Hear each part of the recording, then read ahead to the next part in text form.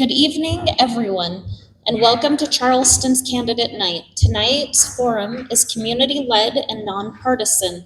The purpose of this evening is to give residents the opportunity to hear louder. Oh my gosh. Good grief. Okay.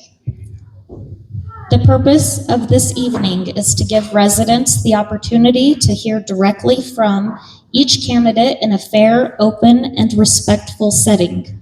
Questions will be asked in a cold format, meaning candidates have not seen them in advance.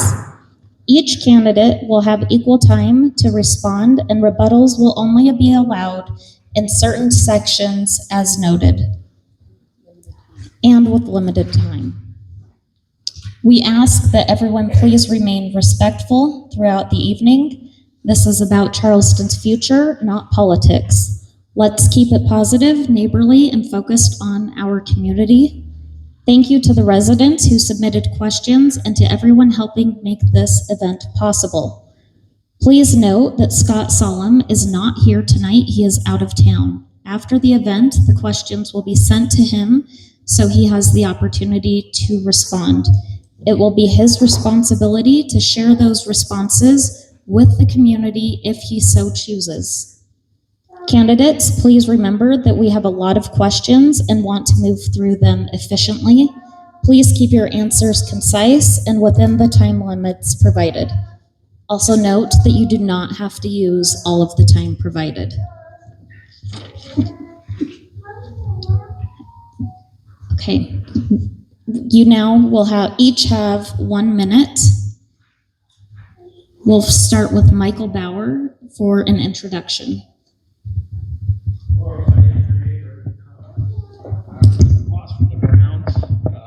Yeah, that's good. Thank you. So I'm Michael Bauer. I live across from the Alan and Carol E. Brown on 3000, just up on the Main Street. I've actually been a contractor for many years. Actually, almost my entire career in SAP and ERP systems. And dealing with the government is quite interesting. I've seen more things and more changes per entity I've had to deal with. Touched about every agencies out there, and it's nice to come down to the town because it's not as complicated.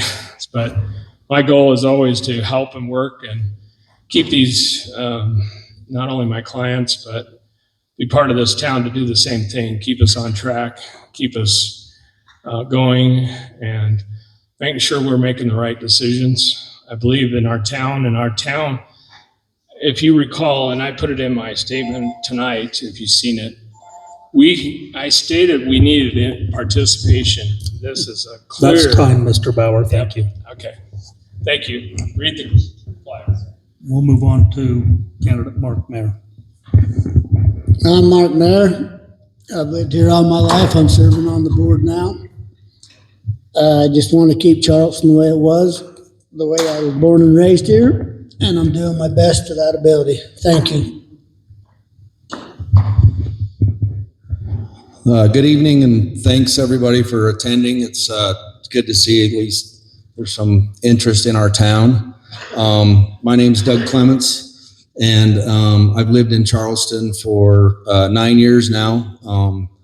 My wife and I built our home here, and we love it here. Between the two of us, we have 6 kids and 8 grandkids, and it's just part of our life now. So I've been in concrete or ready mix industry for pretty much my whole life. I started sweeping floors at a cement plant when I was 14.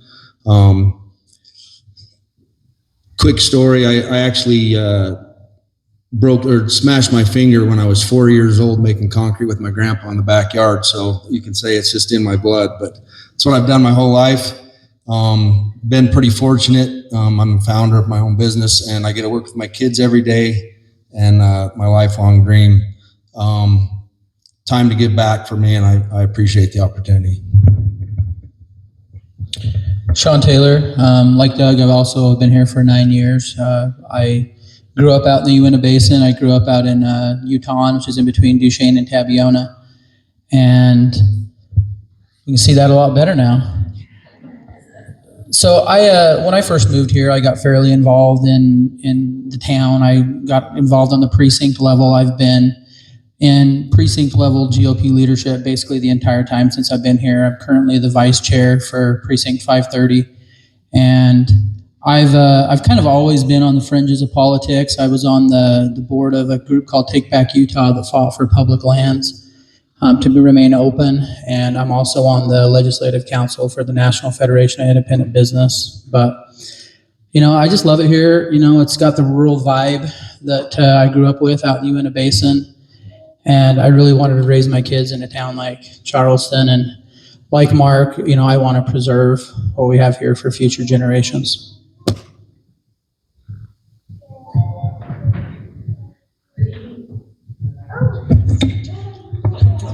He did that the last time. He always turns it off. But hello, everyone. It's great to see such a wonderful turnout. My name is Jan Wilson, and I'd like to introduce my husband, Jim Wilson, over here in the third row. And we've been here. We built for 5 years. We built our forever home, and we love it here. And one of the key things, and I'm a retired executive recruiter, and one of my superpowers, I'd like to say, is that I love to solve problems. That you throw a problem in front of me, and I know how to network and ask questions, make phone calls, meet people, leverage those people to be able to figure out things. And so what I've enjoyed so much about campaigning for mayor is going door to door and meeting so many of our wonderful neighbors and hearing, what's up with you and what do you think we need to do? And I just really want to say that I clearly understand that to be the mayor of Charleston is to be a representative for all of you and to work for all of you. So I promise that would be a high priority. And my time's up.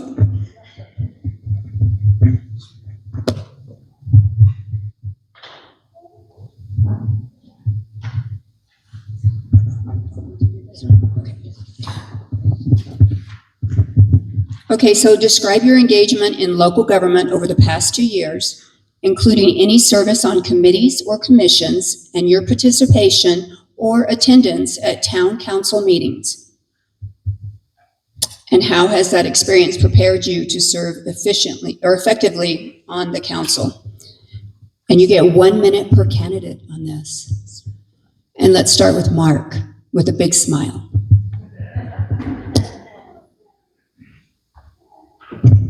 I've been on the town council now going on 4 years. I've tried to bring what we need to run as a town and not borrow or beg for everything. That's why I've fought for the new plow truck and everything going forward to where we can run as a town and not depend on everybody else.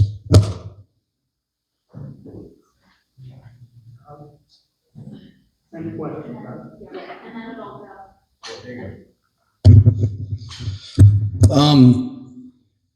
Part of the just getting involved, I've attended quite a few town meetings and understood part of the building codes here. I built 2 homes now here, and it gives you an eye opener on why you want to be in Charleston, and each neighbor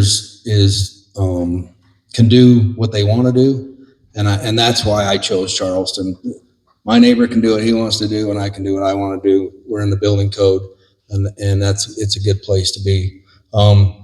In preparation for this position, obviously none of us have held the candidate of mayor, but through my business and leadership, 200 employees, growing a staff underneath me to run a business, and being a part of that is, I think, a big part of running this town, because the town is a business. It makes less noise when you turn it off when you hand it around. So I do audio visual for a living. So I, like Doug, I started a business, and I really enjoyed the freedom and flexibility that's given me in my life. And also continuing on what Doug said, I don't think that any of us are really truly qualified to run, because none of the three mayor candidates have been on the town board. I've always kind of thought that you should kind of have a more integrated approach. But in my 9 years since I have been here, I've attended probably over 100 town meetings. I got really involved during COVID, and I used to live stream the meetings before the town did it. So I've been to planning commission meetings, the town meetings. I've been to county council meetings. I've attended both the sewer meetings and the Hebrew Power Board meetings, which is one of the mayor's responsibilities. So I've been going to those the last little while. And, just School of Hard Knocks is preparing us every day for the next step. So.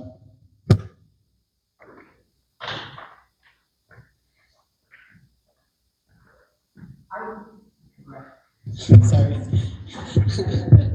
He's going to keep getting me on that. So when I decided to step in and throw my hat into the ring to become mayor, I started attending the town meetings. And so I've been going most of the year and feel that I've been getting a great handle on most of the issues that are important to the town right now. I joined the Pioneer Day committee, and I took over the auction, and I think it was a huge success, both the silent and the live auction, and got to know a lot of townspeople that way, and also committee members, etc. I joined the Heber Leadership Academy for this year, and in those meetings, we were given the opportunity to meet all of the leadership around the county and start building relationships with not only them, but also our other members who are part of that. And everybody loves Charleston, I'll put it out there. I recently sat down with the mayor of Midway. She's a friend of mine, and she basically extended the opportunity that we could leverage her staff if we need any expertise anywhere, because she loves Charleston. Thank you, Jen.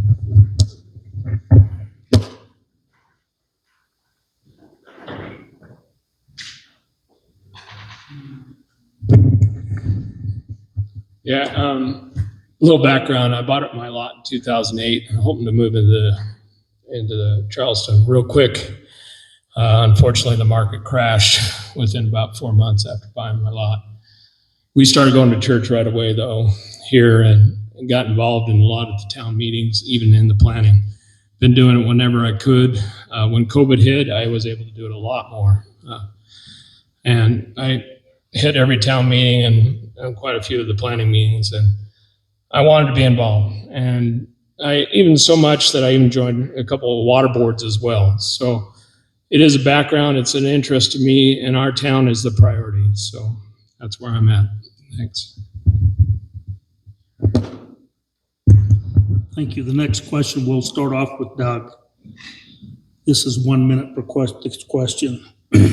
Do you believe you can dedicate the time to serve Charleston effectively? How will you balance those responsibilities with your personal and professional commitments? That's a good question. I'm at the point in my career where I'm building a team behind me to leave my legacy for 200 people that I owe a paycheck to every Friday. And through working with my sons and building my sons into leaders and growing the backbone of my company, it's allowing me to do some other things, building a house. Hopefully that ends really quick. I'm tired of that, but nonetheless, it's a good time for me. Like I said earlier, it's a good time to start giving back. I've been very fortunate, and it's something I'm passionate about, and I do it through my work, and now I feel like I should do it through the town.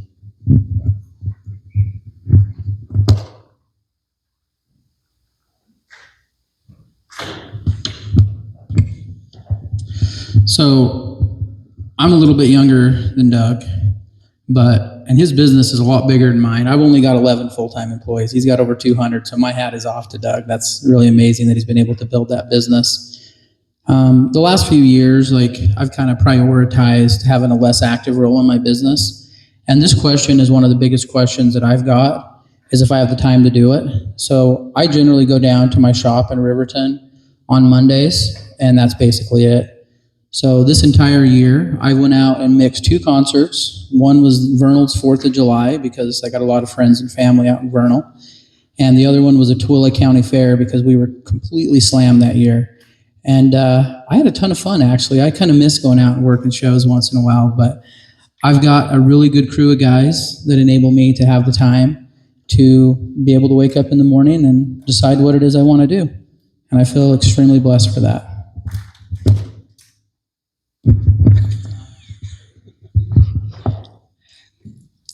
Well, I'm very fortunate because I'm retired. So I retired back in 2018, and I love being retired. I love having the opportunity to ride my horses and hang out with my friends. But, when this opportunity to become mayor, throw my hat into the ring, was presented to me, I thought long and hard about it, and I realized that I'm a very good self-manager. I'm very good at managing my time, and I just feel like I have the skills to be successful in being a leader of the town. And so with the skills and the time, and also I just think it's important when something is presented in front of you and you think you can make a difference, you need to say yes. You need to step in and you need to be your best and do it. And so I'm very pleased that I have the time to dedicate to the town, and I feel that you all deserve that. You deserve someone's full time, because there's a lot of changes going on in front of us that affect our town, and you need someone whose full attention is on that.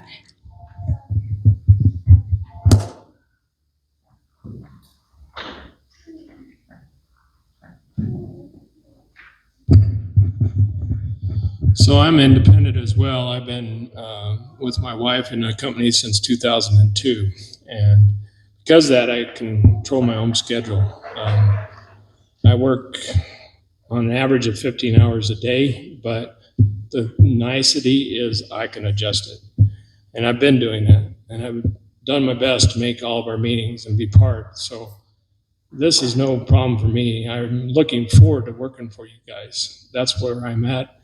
And I hope you believe that, because I know a lot of you and I've seen a lot of your faces at these meetings. So thank you.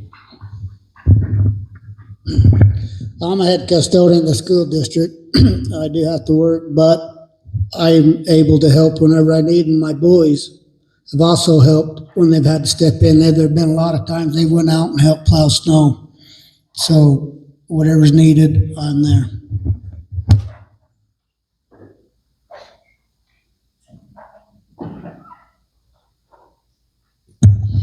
That was very good. Let's move on. We're making great headway. So Charleston operates under a weak mayor form of government, where all decisions must be approved by the town board and the mayor votes only in the event of a tie. In this system, the town council acts collectively and no individual member can make decisions or agreements outside of a public meeting. How will you ensure that town business is conducted openly with proper and legal oversight and without private discussions or decisions made outside the public process? And you get 1 minute on this question.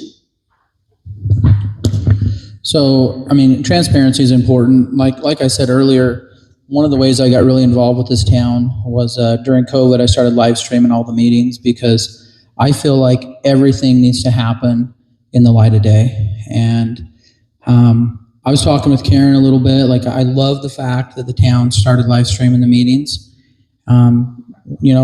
Hopefully, regardless what happens here, I'd like to work with them to get some better audio visual on those meetings. And as far as, backdoor conversations, there's legal requirements with town board members that they're not allowed to gather together with a quorum to discuss any town business. And I'm a firm believer that things need to be public. And I can applaud Brenda, because even some of the smaller issues, like buying a sound system or cutting down a tree, she still chose to bring those to the community to make them aware of what was going on and take a vote on them. And so it doesn't hurt to have some of those decisions made by the quorum, although she could have made the decision on her own. And it's just kind of an example of how transparency is beneficial.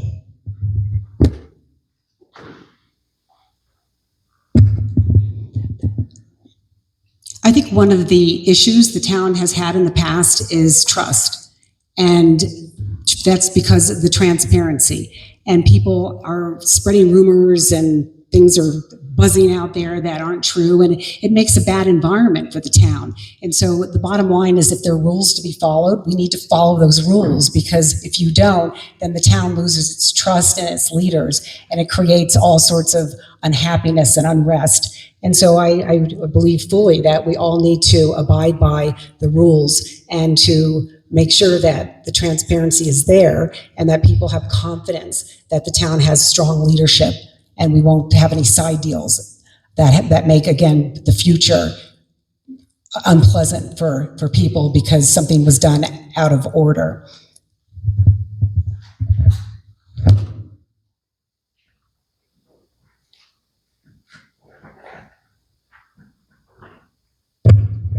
Sean brought up the same rule that I've heard before, and I actually went through the training. We are not supposed to meet singly with outside or as a quorum of more than one. The reason why is transparency. We have to watch that. And here's another regulation that's happened is even for us to run as candidates, there is requirements that we can't backtalk, we can't discourage or disparage our competitor, or so we have to stick to these rules. And if we don't, we're not good representations for you. And we need to pay attention to that. And I believe you guys should hold our feet to the fire on that. That's why we have a public meeting to discuss it with everybody. That's all I gotta say on that.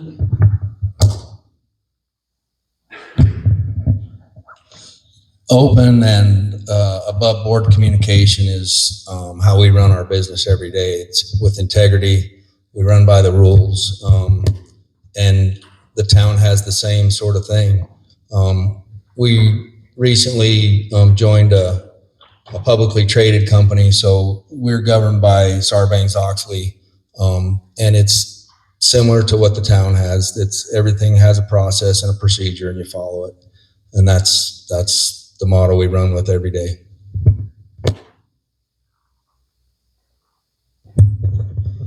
Thank you for those answers. The next question, you'll be given 1.5 minutes to answer this question. And we'll start with Jan on this question. Under Charleston's weak mayor system, the town sets policy, directs staff, and approves expenditures while the mayor presides over meetings and represents the town publicly. How will you work with staff, residents, and council members to help Charleston run smoothly and plan for the future?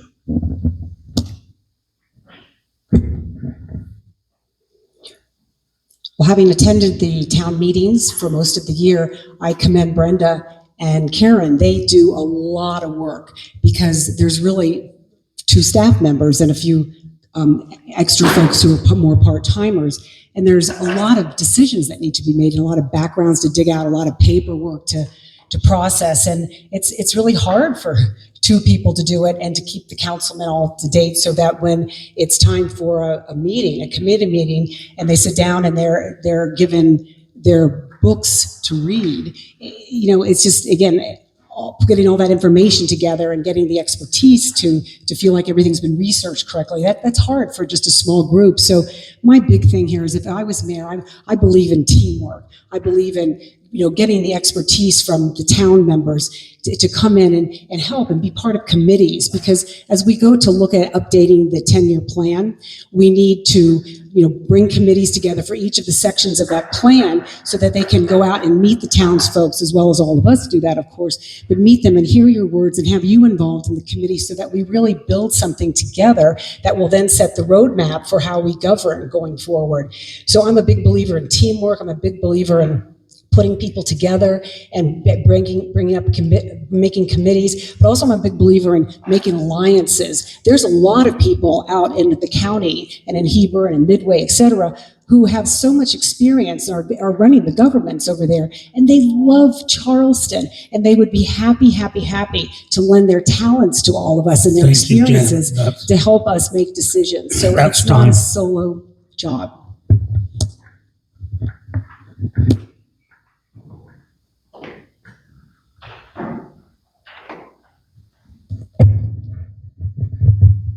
I've actually looked into the the zoning and the ordinances, and we've already updated 2 of the ordinance sections, both for development of new housing areas, and we also updated the basic ordinances this year, which makes us tell ourselves we need to still keep on that track and keep ourselves going.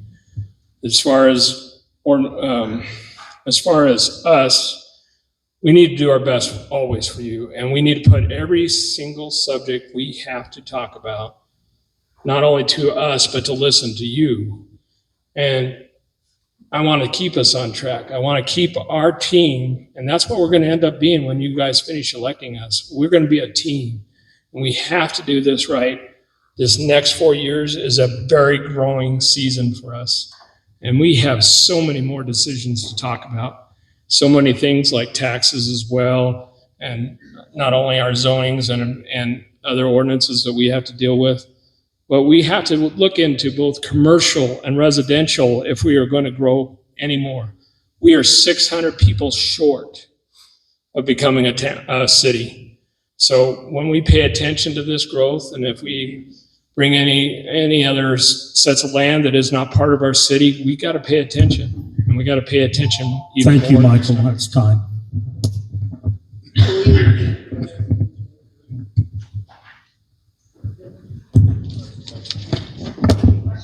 The question, Mark, was under Charleston's weak mayor system, the town council sets policy, directs staff, and approves expenditures while the mayor presides over meetings and represents the town publicly.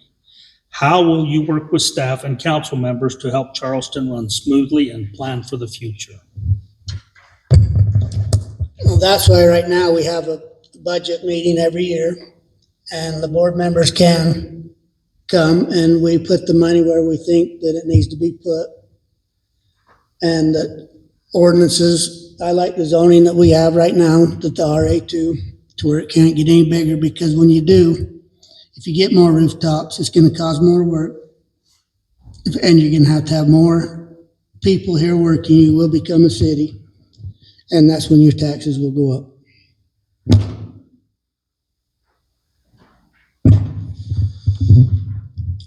I think first and foremost, I think the existing staff probably needs a huge thank you. I think they don't get enough recognition. I don't think everybody realizes with the small staff how much they actually do and how many different areas that they have to go. They're pulled in 100 different directions. So with that, I think getting to know the team, we will have a new team in the town. Getting to know the team, understanding what each one of their specialties are, where they're strong, where they're weak, where they can help us pick their brains, listen, understand our shortfalls so we know what expertise to go look at. Listen to the town, listen to the comments, and help facilitate and make the best decision for the town, utilizing the team that's elected. And I do like some of the things that have been talked about in late of the town meetings. Utilizing committees, I think it's a great idea. It takes a lot of stress off the council and lets the committees do things they like.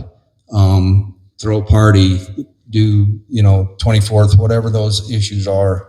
And then the next thing that was brought up is this nonprofit idea. And I really think that has some legs. I think it has some merit to help this town grow and get the things that it deserves with utilizing grants from the government that are available that we really haven't gone after. So I think that's.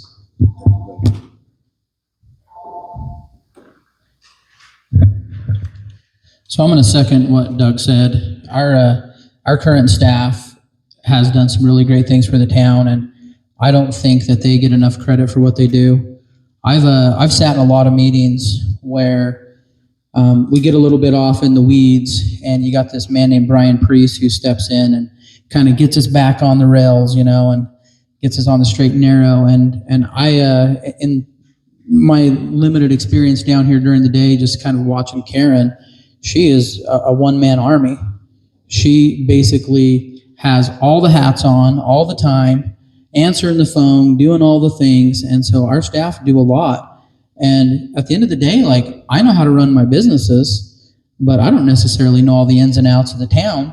So I'm thankful that we have a couple of experts here in our midst that do know how to run those things. And I think that we need to work with them. We need to make sure that they have the tools that they need.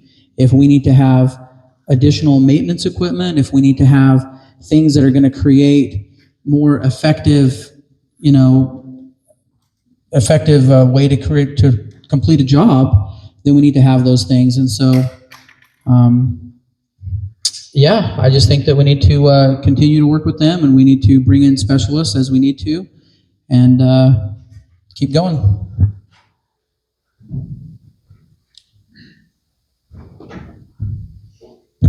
Great, thanks everyone. So we're going to go into a little easier question, give you a little break, but it is going to lead into a harder one.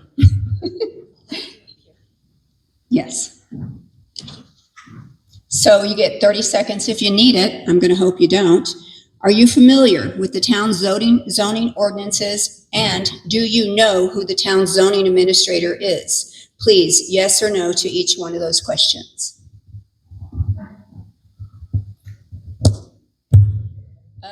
Mike, let's start with you. I don't know them all, and yes, I know who the administrator is. Yes to both. Familiar with the zones, and I do know the zone administrator.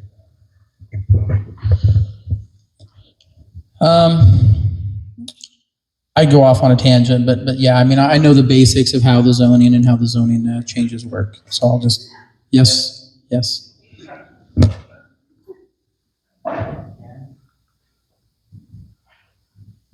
Yes.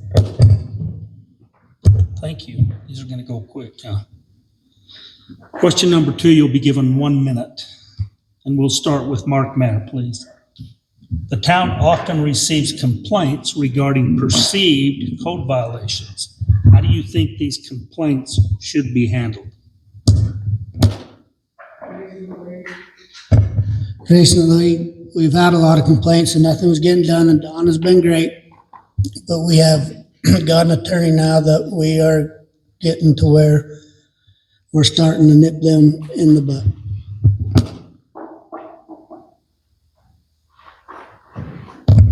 What were the complaints regarding? Sorry. Regarding perceived code violations? Okay, copy. I understand. For me, that's a sensitive issue because that's why I live in Charleston. Because I can do what I want on my property, given the right zone, and my neighbor can do the same.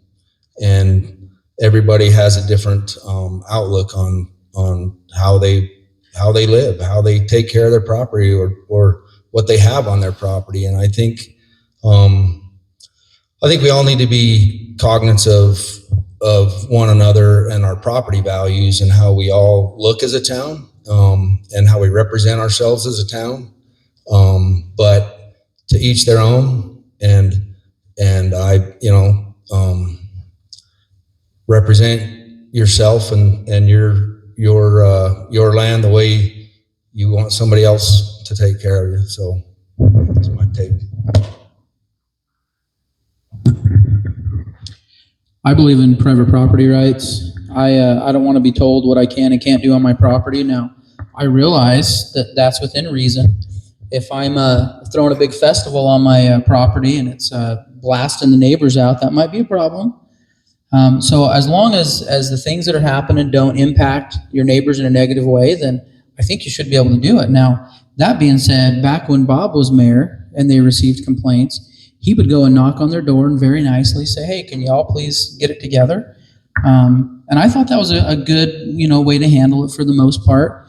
We did just hire a code enforcement a prosecutor, essentially. So the town actually has teeth now. They can actually prosecute people for code violations.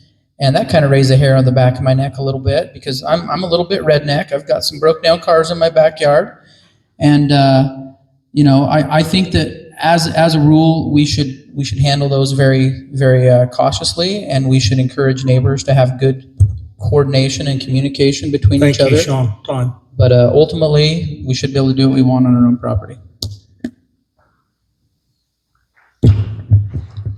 I think everyone's made some really valuable points that I don't need to repeat, but I do believe that with codes, people should follow them, but we should make sure they make sense, and we should be polite about it and educational about it and try to help solve the problem. So, and I think that people should take pride in being a member of the town and take pride in their property. And so if we can, again, help them in any ways, address what the violations are. Maybe they don't have the money, or they don't have the trucks or whatever you need to clean up some of the properties. Well, maybe we have a committee together to say, like, how can we help you? Can we bring in people to help you with things? And so however we can solve them in a very neighborly way, because what makes this town unique is just everyone's so kind, everyone loves living here, and so we don't want to ruffle feathers and make people feel unloved, and especially asking them to do something that might be very difficult. But we should try to, always enforce the codes in a polite way.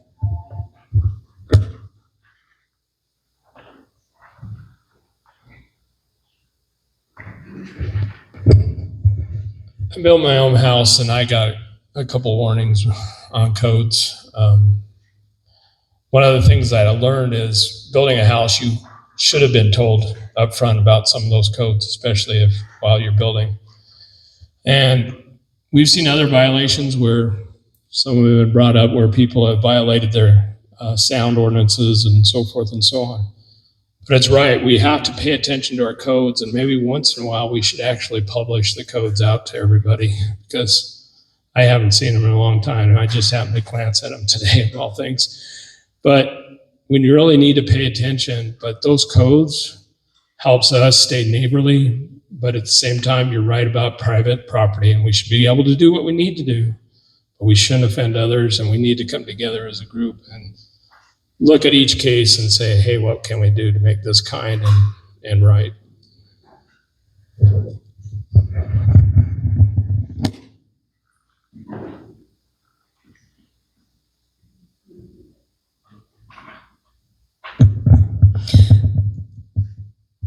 Okay, so you're going to get a minute and a half for this one. Are there any changes that you would make to the town's zoning code? And if so, what would that be, and why would you choose to do it? Go ahead, Doug.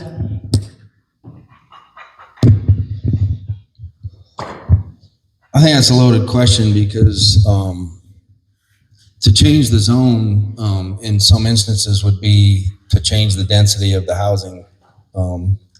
You take a look at what's going on in the proposed annex location where they want sewer and they want multi-house, dense housing and commercial and all those things. It really changes life for a lot of us, especially if we change the zoning to get the density down to multi-housing to the point where, I was talking to a gentleman, if for example, if we put an apartment complex out there, the 200, 300 apartment complex, effectively that apartment complex could outvote the town. The apartment complex could could vote the town out of a lot of things. And I'm not for that. I like where we're at today. I like being conservative, trying to understand this business. Like I said, none of us have been the mayor. So trying to understand this business and how we properly grow this town effectively in the right way to secure our future here and our livelihood. So I'm going to second what Doug said on not wanting high density and the fear of apartment complexes coming in, but I'm sure that's going to be for a sewer question down the road. So I'm going to take a little bit of a different angle on this.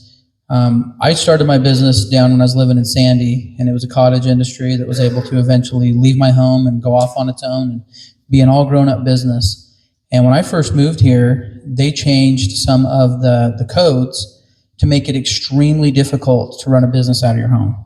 And I went to all the planning commission meetings, I went to all the town meetings, and I spoke against it. And unfortunately, they still passed it, and we have some very restrictive ordinances on the books right now in regard to starting a business out of your home. Now, one of those things, they want to come into your home and do an inspection of your home prior to giving you a business license. And I'm not letting people come walk through my home unless they got a search warrant. And so there's some things in our ordinances that I would definitely like to change. I would like to go back and revisit some of that and make Charleston a more cottage industry friendly place. Now, I'm not saying I want everybody to have a concrete plant in their backyard or anything, because I've got one of those. And I'm just saying that if it doesn't impact your neighbors, you should be able to run a business out of your home in a reasonable fashion. And so a little bit, different spin on that, but that's one thing that I would like to revisit is some of those ordinances that are on our books currently.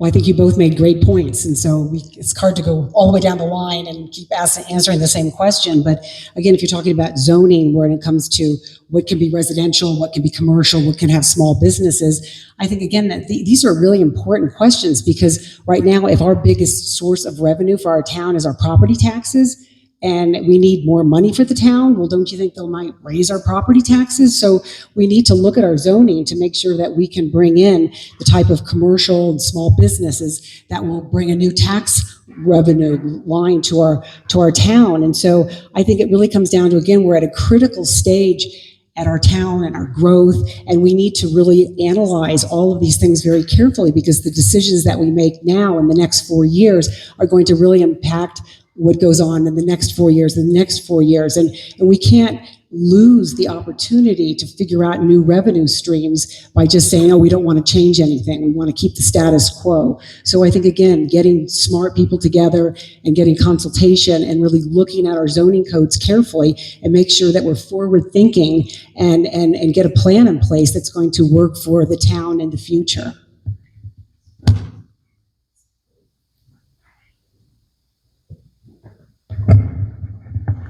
Codes are going to determine how we grow. It's all been repeated multiple times. And our headache is that if we don't get those in control, we're not going to be able to stay within our zoning and so forth.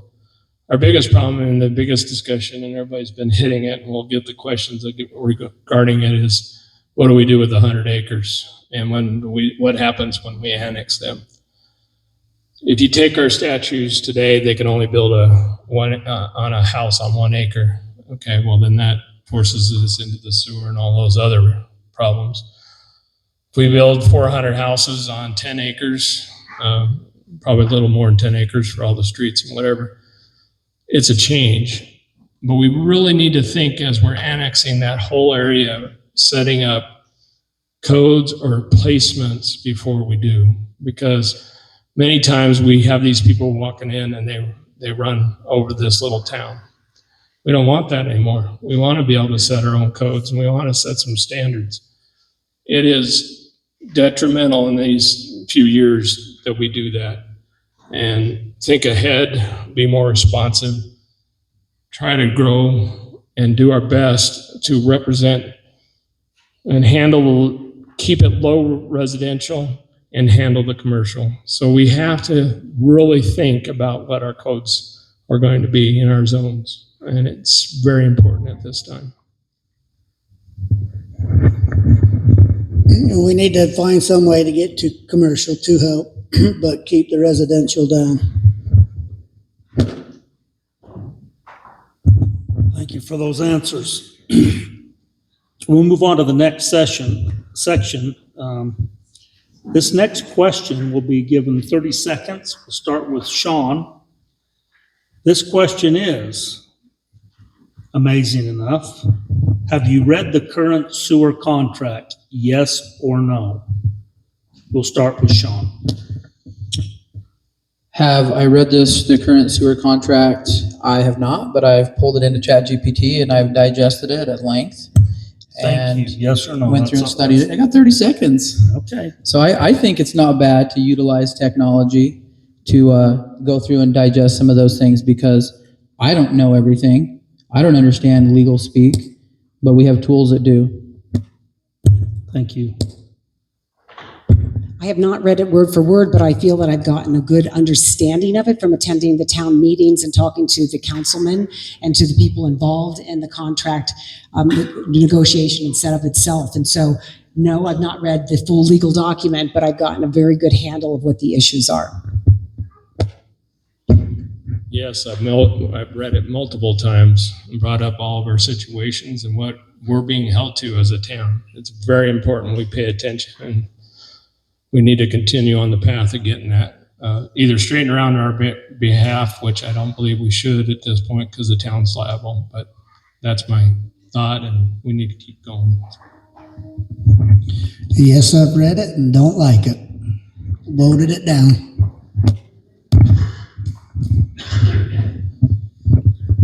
Yes, I've read it. I do understand it, and it's got some consequences in there that we need to understand as a town, pros and cons, and we need to bring all those to the people, and everybody needs to understand what we're getting into because it could change the town, literally change the town.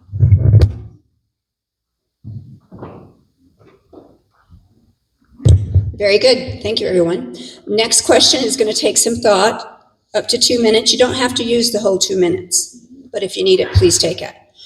For several years, the town board assured residents that they would not be responsible for the cost of improvements on the 100-acre area if it were annexed into Charleston. However, the current sewer agreement with Heber City indicates that Charleston residents could and would, in fact, bear those costs. Given this change, do you believe that Charleston should terminate the current contract or seek to renegotiate it? Please explain your reasoning as quickly as you can, especially how you would uphold the town's commitment that residents would not be financially responsible, considering Heber has shown little interest in reopening the agreement. Let's start with Jan. That's a big question. You know, as part of it, since I joined the Heber Leadership Academy, the person who's running it is the town manager of Heber, and he wrote the contract. And I saw him at our last meeting, and I said, gosh, seems like such a shame that it looks like we're terminating this. And he's like, what do you mean? It's like, well, who are you all talking to? And I said, well, I understand we're talking to Mark on your staff with our lawyer. And he said, well, I wrote the contract. You should be talking to me. So I'll leave my comments sort of there and say that what I wonder sometimes is, are we all getting in the room with the decision makers and talking about things and trying to problem solve and come to an understanding and agreement that works for everybody, instead of just having the lawyers throw paper back and forth and again taking months and months and 4 years. And so I don't have the answers for this, but the bottom line is I do feel from what I'm understanding is that people aren't meeting face to face to sit down in a room and discuss things and to really see if they can work it out. It's just sort of stopping at the lawyer level.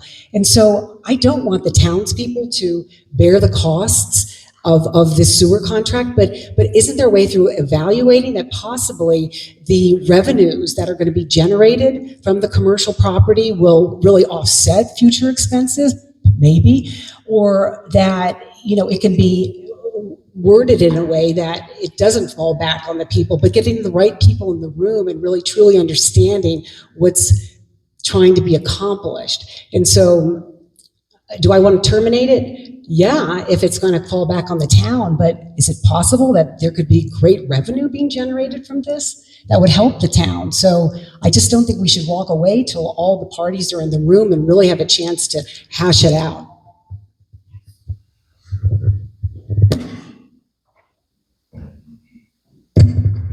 So the contract basically says if we put on one person and one person only, we're liable as a whole town for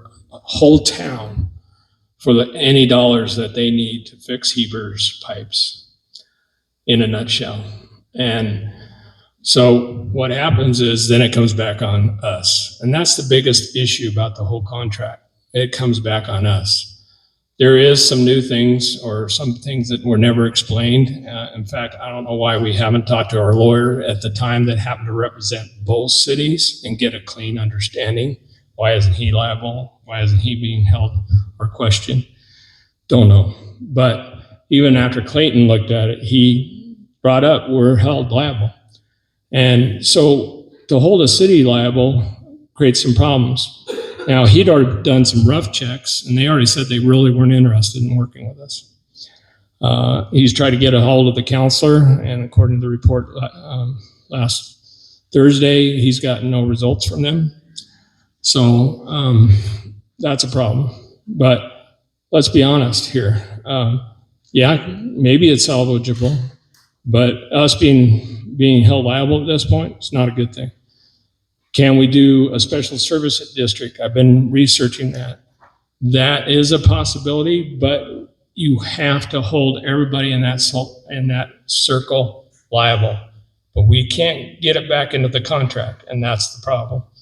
And it takes a lot more negotiation to change that contract. So we really need to pay attention about what we sign and what we do from here on out. And I believe there's other solutions. We haven't talked through them all, but and I know that we might be able to find other resolutions to this. But I'll leave it at that. I'm not for the sewer. I say we wait till the state makes us do it, and then we can get state funded.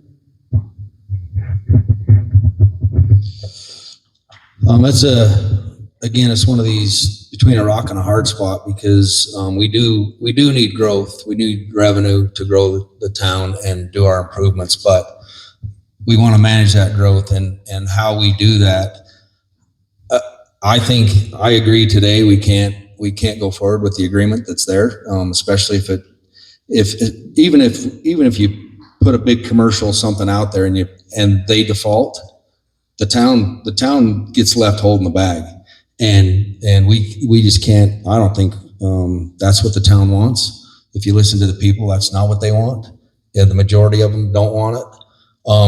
I do think though there needs to be some more in-depth study on what's the biggest bang for our buck. We have 100 acres out there. We don't want low density. We don't want apartments. We want to manage our town to a certain level, but we do want revenue. And so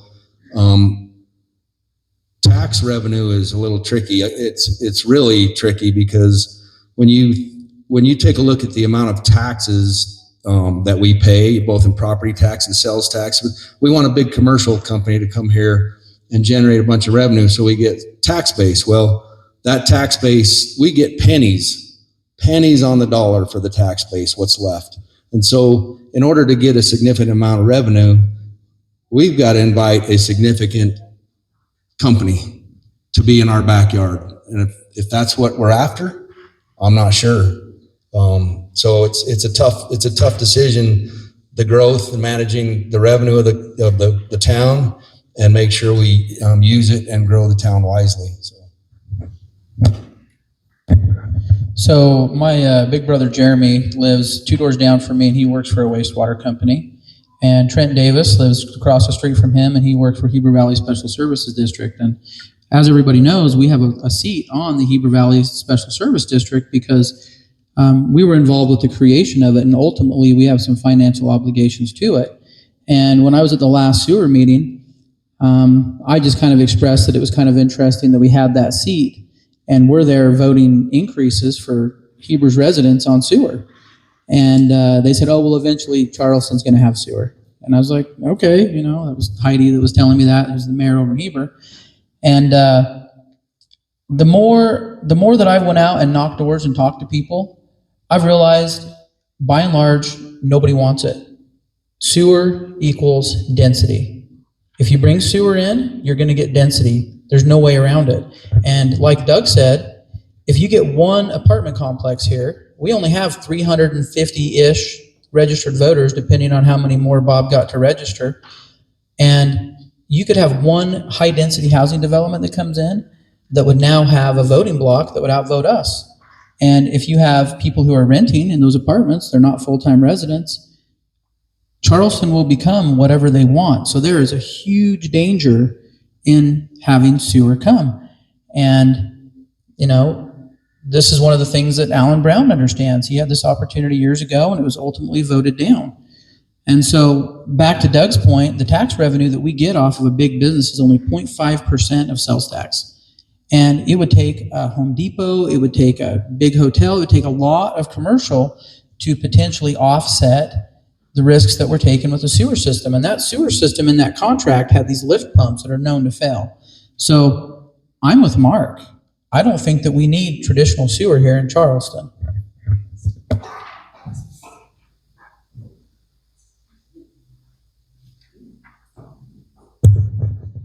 I want sewer.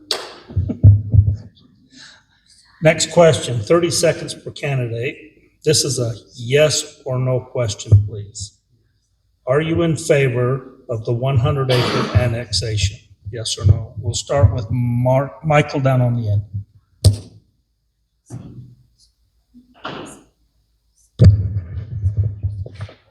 Yes, to a point.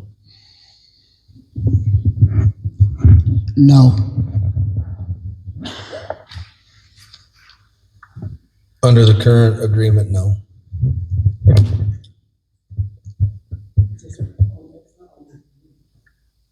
The So contract. we have 30 seconds. So, yes, if we can have 2-acre restrictions there, or R1 as it's currently zoned, I believe, in the county. No, if we have to make a special agreement with Josh to have promises made of sewer or density.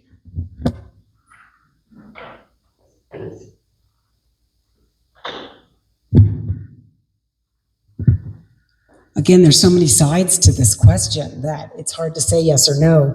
I would say that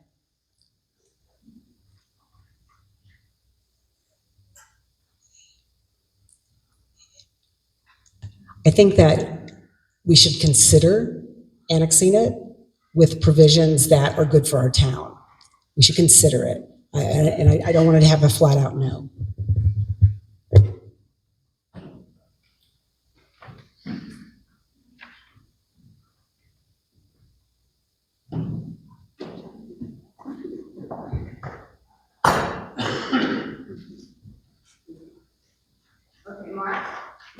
Mark, we're going to start with you on this one.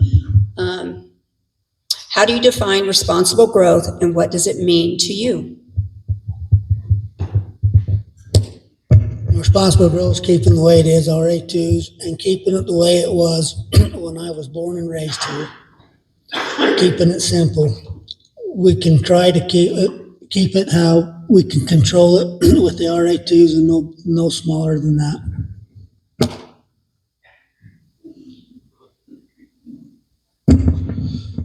Responsible growth, just going back to why I live in Charleston.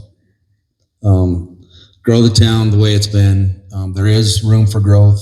Understanding the proper growth, that we invite the right people and the right businesses to be here, is important. But I believe that this town is more of a residential township. And that's the way I'd like to keep it. So I live on less than an acre. I've got about 0.8 of an acre, and there is a lot of room for growth in Charleston. We have a lot of lots of record that can be built on that are not currently being built on. So we're limited essentially by the health department for 2 acres going forward. And I don't have a problem with 2-acre lots. I don't have a problem recognizing the current lots of record and having some affordable homes be built on those size of lots. But I'm with Doug. Like, I moved here, when I grew up, I had my grandpa's farm fields in every direction for about a mile. Our closest neighbor was a long ways away. And I moved here just to give a little inkling of that upbringing to my kids. So I just loathe the idea of having density. So responsible growth means we build on our current lots that are available. We build on our lots of record, and we utilize the current 2-acre restrictions by the health department.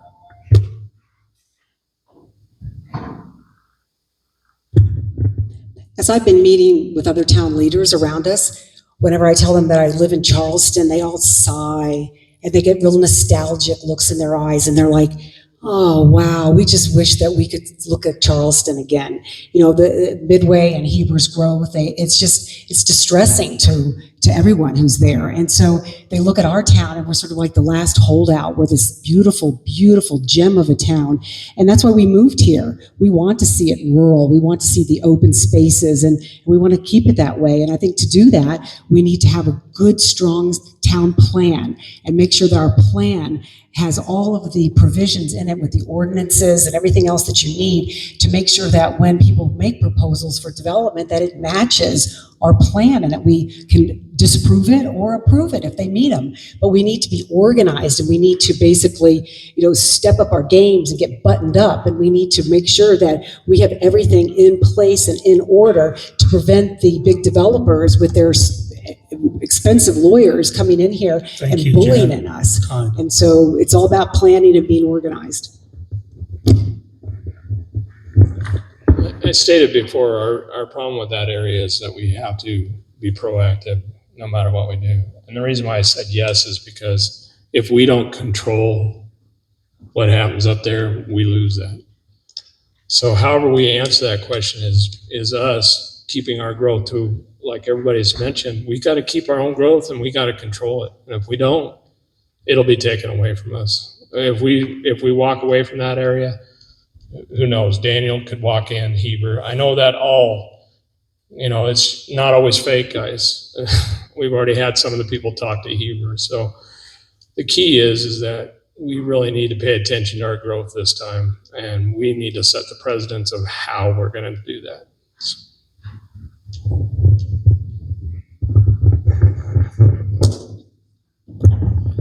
Thank you. This next question, we'll start with you, Doug. This sounds like it's already been answered, but you're going to be given 1.5 minutes to continue on this question. If the 100 acres in Charleston East Side were annexed and sewer and water became available, it would shape the town's growth for years to come. What impacts do you believe this would have? What are the positives and the negatives that you see for Charleston? Yeah, Jeff, if that were to come true and it got annexed and the sewer came in and all that happened, I think we'd have to dig back down to what's the best bang for our buck. How do we utilize that property the best for the town? If that's what's going to happen, how do we generate the most? Understanding especially the commercial and retail that comes into this town, understanding how it gets laid out. I mean, I don't know about anybody in here, but I can't stand to go drive through Heber or Midway anymore on the weekend. It's just ridiculous. And do we want Charleston to become that? I don't. And how do we manage that? If we're going to invite that into the town, if that were to happen, how do we manage that traffic flow through our town, through the street that I just built my new home on and where you live? I don't want it to be Main Street, Midway, or Heber. And I think we just have to really take a good hard look at how it's developed, where the thoroughfare is, what properties get affected, and how do we manage that tax revenue to the best interest of the town. So at the end of the day, it comes back down to sewer. If you have to have sewer to build a development, then I don't think that we want to entertain that traditional sewer. And back to my conversations with my brother who works with wastewater and, looking at the different options. I mean, I can understand Jan's heartburn a little bit with getting rid of the sewer agreement, but there are alternative options that they have to the sewer. Now, the last town meeting, I was sitting next to the vice principal from Soldier Hollow. I know her very well because my kids are a lot like me and have helped me to get to know some of the leadership over there.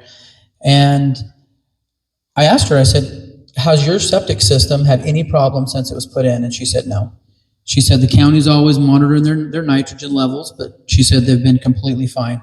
So the idea that we need to have this traditional sewer when you could do a packet system or a hybrid system or an affluent system, there's other options out there. Now, I was talking with the Steels, and they were talking about this cool little Wheeler Farm-esque kind of a development that they wanted to put in. And I thought, that'd be kind of a really cool thing for Charleston. Maybe we could get a hotel or something that would generate some additional tax revenue that might actually be interesting. And so when you look at those options, a lot of it boils back down to sewer, and I'm not for traditional sewer, but it doesn't mean that the door has to be slammed on development. Sean, I'm so glad you brought up that point about the alternative sewer options or standalone treatment plants, because again, have all the options been truly investigated and looked at? I too have had the opportunity to have a conference call with the Steels and their lawyer, as well as Josh Beck, who represents the 40 acres up at the highway.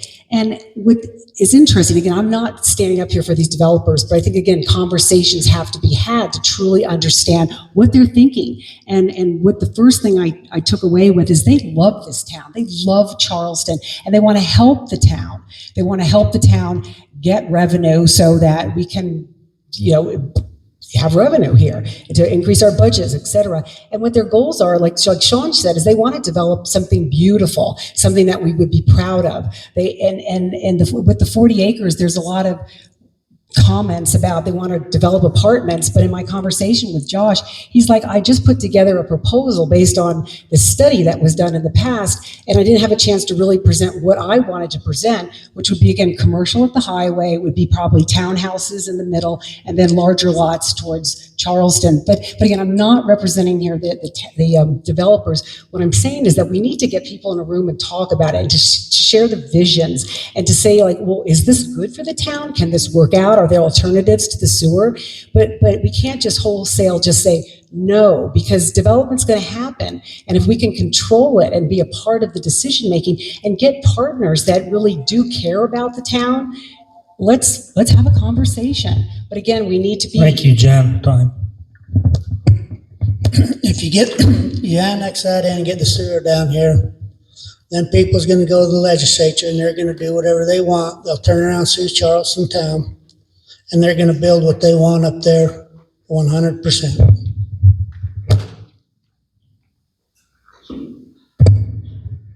What Mark is bringing up is that state has allowed for sewer, the minute you put it in, can go down to residential's at 1/4 acres. They can even petition to go smaller.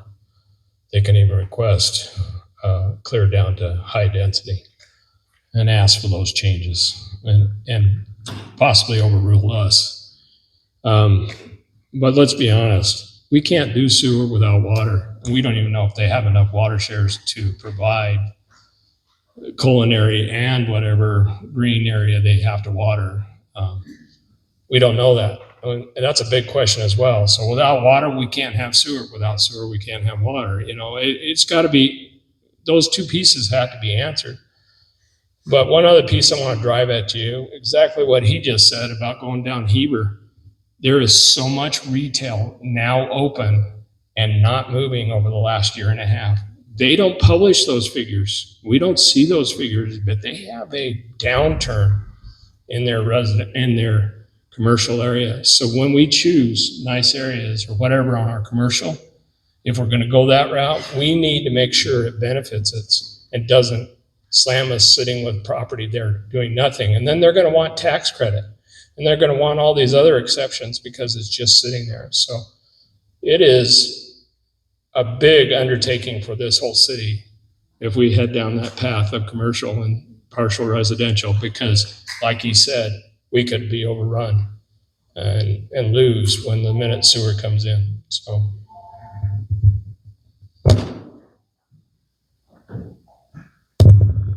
Okay, thank you for that. Let's move on. So we're going to give you a minute to answer this one, and we would like for you to describe your qualifications and experience. Oh, sorry. I'm getting way ahead.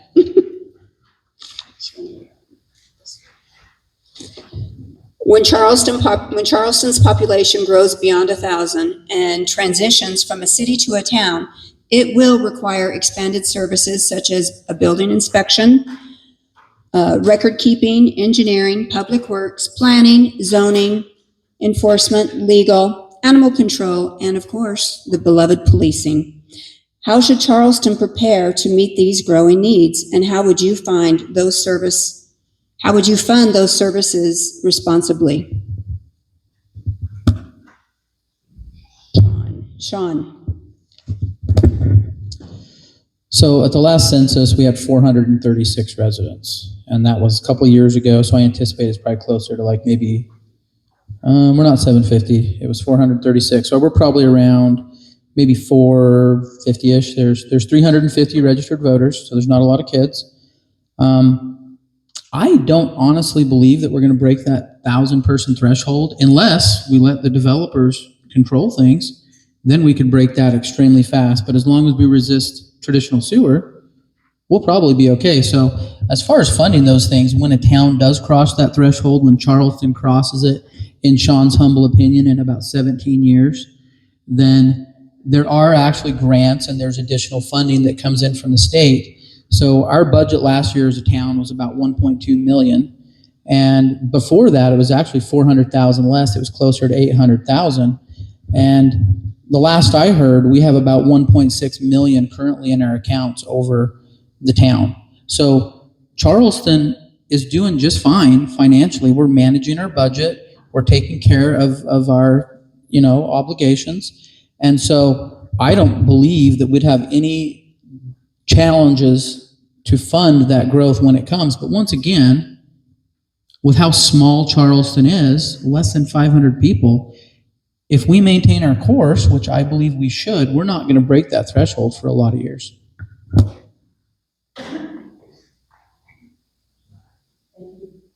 Thank you for giving a great answer. I'm just going to agree with Sean. I think we're a long way off before we become a city, and there'd be a lot of things to have to put in place to be able to survive as a city, because again, it just would require many more employees, many more services, and I just don't see us getting there anytime soon.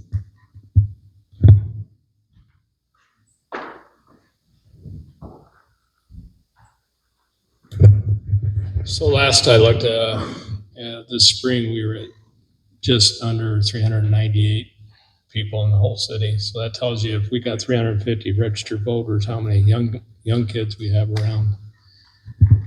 Did you all hear that? So according to the spring check that the state did, we were at roughly under 398, which puts us at about 48 young kids and the rest of us all voters. So the key is right, it's too young, too hard to tell, but you know that the minute we start down this path, and if we start down that path, then we're going to have to hold our contractors and whatever responsible for these extra services. And we know it's already happened. We've seen it with some of the commercial already. They've had to hire and up their costs to bring in people to watch the areas and slow down. We're already having a problem of our own. We hire out the sheriffs. We hire out the city to man our own streets. And it's part of our growth, but it's going to be slow until we decide as a city how that growth is going to come. So.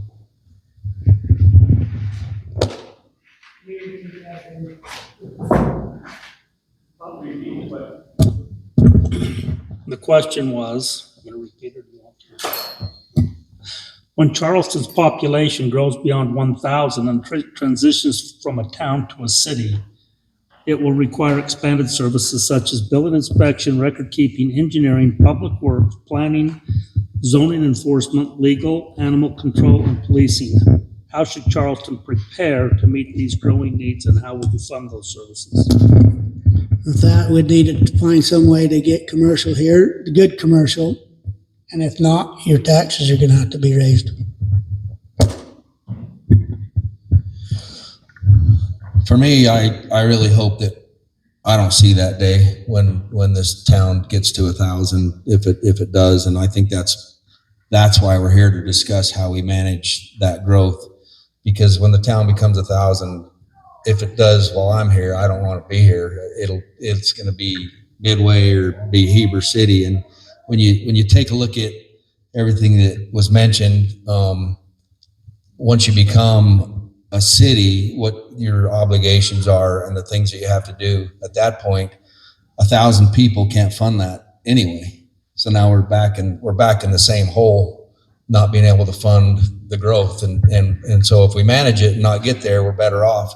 If we actually get there, I think maybe this is a bad thought, but I think unfortunately you're probably going to have to annex into Heber City or annex into Midway and utilize that base. I can't see a town or a city of 1,000 being able to support itself with all that.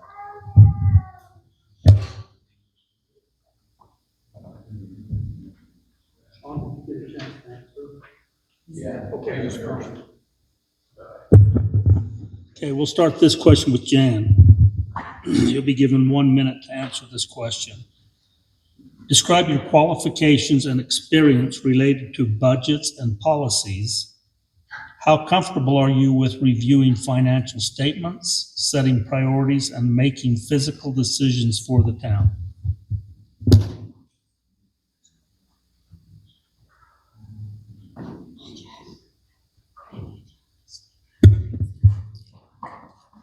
Well, I quickly say that I ran my own business, so I had to maintain a budget with that and handle all the accounting. I'm on several boards right now, and we have to approve budgets and look at them and policies. But what's really important here, I think, is that as I've been attending the town meetings, what I feel is that the councilmen are given just like sort of a couple minutes before the meeting starts to look over the papers and look at the budgets, and then they rubber stamp them. And there's a lot of questions, again, like the whole finding of the $1.1 million, and Don asked a question last meeting about the sales tax. And I think what's happening here is that we just don't understand the budget and how it's being run in the town. And I think that there's, an opportunity here for education and for bringing in some specialists from the outside to sit down and have us all collectively and have a committee, have a budgeting and planning committee that also oversees this so that the councilmen aren't sort of rubber stamping, only looking at it for a few minutes. And so I think there's an educational process that more people need to understand how the budgets work. Time. I'm with Jan. I run my own company as well, and we have to meet our budgets. Otherwise, we can't meet our expenses. And right, close enough yet? Okay, so sorry about that, everybody. Budgets are important, no matter what. I deal with the federal government day in and day out, and I can tell you this: I'm funded by part of that budget, and I've worked with these guys about how postings. I'm a supply chain management guru in our softwares.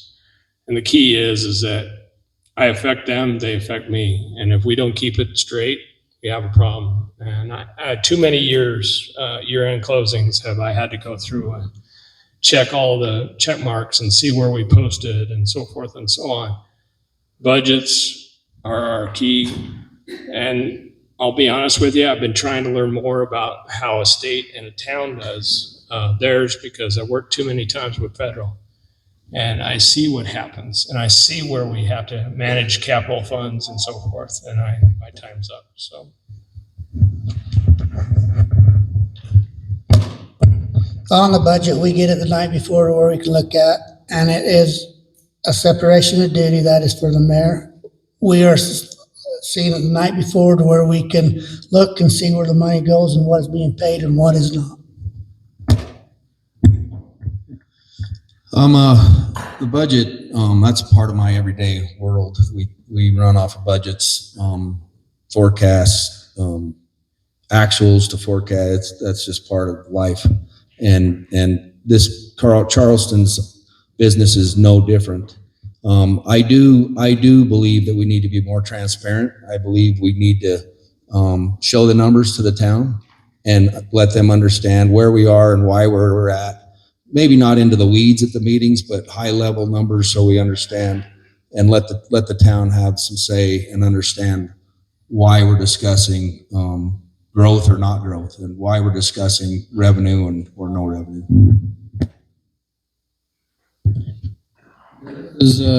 Businesses live and die on their cash flow statement and their profit and loss. And those are extremely important metrics that I try to keep tabs on with my business. Got to make sure there's money in there to make payroll every 2 weeks. And like Doug said, I mean, the town is kind of like running a business, and being the mayor is essentially being the CEO of the town. And so I feel that it's important to have a grasp on those kind of documents to be able to make sure that the town is solvent, the obligations are being met, and the prudent decisions are being made. And I do agree with Doug as well on the transparency. It is a little hard to go dig up the finances for the town. There are websites that you can go to on the state that can dig up some of that information. Some of that information is confidential, like it's not public knowledge exactly how much sales tax revenue comes from Staker Parson. There are things that can't be made publicly available by law, but within reason, I think that transparency is very important when it comes to the budget.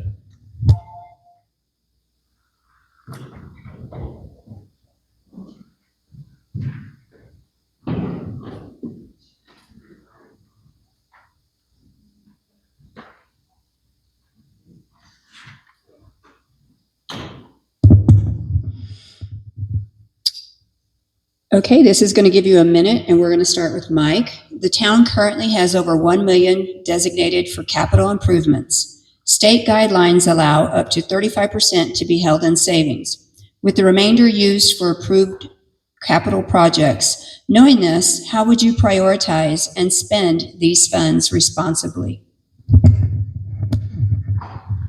I just went through looking at all this months and months ago when we heard about that, and actually it was before we even found out about our money, but there is regulations. We have no choice on those funds. We have to actually set those capital assets, or whatever fund you want to call it, but it has to have a 5-year plan with it. So when we do this, we have to, as a group and as our city, go through what our projects are and what we want to accomplish. It's not us alone, guys. It's us determining as a whole, this whole town, setting out what those 5-year funds can do. Yes, you can set aside some of the money. You can actually put it into what's called a emergency fund. Some of the funding up to, like they said, 30%. And that helps when, let's say, maintenance costs. Think of the state. Every time they take care of those streets, they're always over budget. You want to know how they're saving themselves? They're doing that. They are actually putting them in those slush funds that they can use on a minute's notice. And I can tell you right now, a lot of towns are going broke over those kind of things. But we have to pay attention, and we need to be, as a city, determining what those 5-year projects are. How would I spend it? It's based on you guys. It's based on the town, but I would like to build a new shop in the next 5 years to accommodate the things. If you guys ever been over in that shop and get the tools we need to work to run as a town, instead of trying to borrow from Midway, trying to borrow from Wasatch County or Heber City. If we're going to be our town, we have got to have the equipment that we need to function as a town. Yeah, the excess that was found recently, I think, one issue, and how do we use that? Well, I believe we live in Charleston because it's a beautiful place. So I like beautification projects. I like trees and clean roads and mowed lawns and mowed side streets, and I just think that helps all the town. All our property values, as well as the integrity, the way this town appears to the public. I also think it brings in, a class of people that are proud to be here and that want to be here like the rest of the residents, that we're here for a reason. And that's my take. Thank you, Doug. Yeah, that surprise $1 million, for some of you guys that don't know, it was basically a snafu that happened way before Karen or anybody else was in there. But it's interesting having that windfall of money, and it's a little disappointing in a way that we can't hold on to it, because I like to have an emergency fund. I like the idea that you got some runway, and I was talking with different people, kind of getting their take on it, and I think that we need to think poor. Even though we're not, we need to think poor, and we need to do things in a reasonable way. One idea that was thrown around was to pay off our debt because we have a sizable amount of debt left over from the big project over on Winterton Circle, but it's only 2% interest and inflation is over 3%. So is it prudent to pay off that debt, or is it prudent to find other ways to beautify our community with those funds? And back to what Mike said, this isn't an individual project. This is a group project, and that includes everybody in the town. And I just want to commend everybody for coming here tonight and for being more involved in the town's business. Thank you, Sean.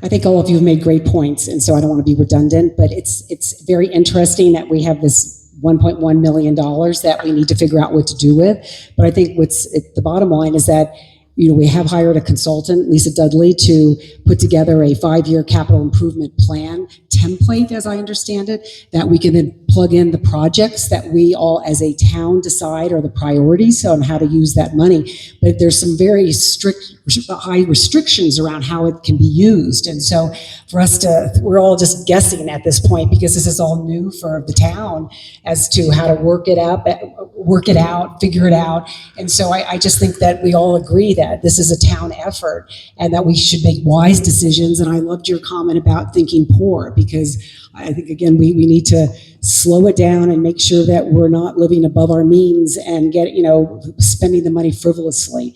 So it's a town effort. Thank you. This next question, we'll start with Mark. You'll be given Doug, sorry, you started the last one, right, Mark? I think Mark did. Doug, this is for you to start. Mark? Sorry, Mark. Hold your turn, Doug. You'll be given 1.5 minutes to answer this question. The question is, serving on the council often means working through disagreements while maintaining respectful relationships. How would you handle or improve internal politics, keeping personal and professional boundaries clear, and ensure decisions remain focused on what's best for Charleston? Also, how would you handle any public criticism? Right now, I have to sustain to a lot of things because I have relations at work here. And for the most part, everybody has the point to agree to disagree. I mean, everybody's got their opinion. There's some things I don't like, but I don't. I mean, everybody's got an opinion.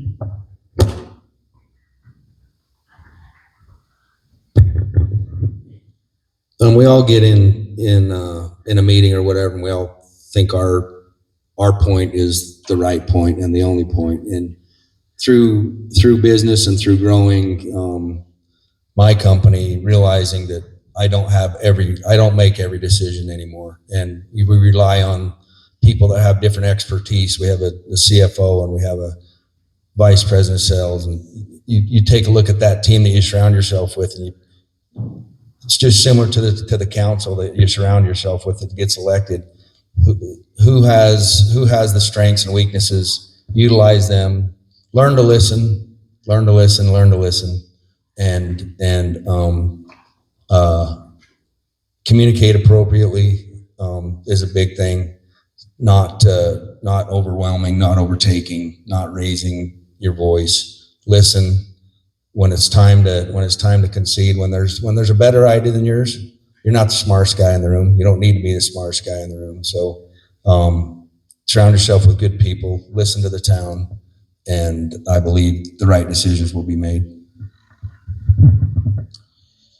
So for our training for our staff about a year ago, we had everybody read the 5 dysfunctions of a team. And, it's one of those things where I don't think that you need to be afraid to have an argument. If a lot of times everybody's just so nice and so friendly all the time and so agreeable, sometimes we just let people make absolute stupid decisions when you need to just speak up and say, hey, this is kind of stupid. We need to actually have a little argument about this. And you need to do that in a productive way and in a respectful way where you're able to accomplish things for the community. So it's not always bad to have disagreements. It's, you don't have to be agreeable all the time, but you do need to be able to work through it in a respectful manner to reach a solution. And I think that, kind of keeping that in mind, and it kind of goes back to, your neighbor's pissing you off because they got an old broke down car out front. You know, people should be able to just walk over there and go talk to them and work it out on their own. And if they can't, then, you know, sometimes there needs to be mediators, sometimes there needs to be other people get involved. But I think by and large, we shouldn't be afraid to disagree. And we should be able to work those issues out respectfully.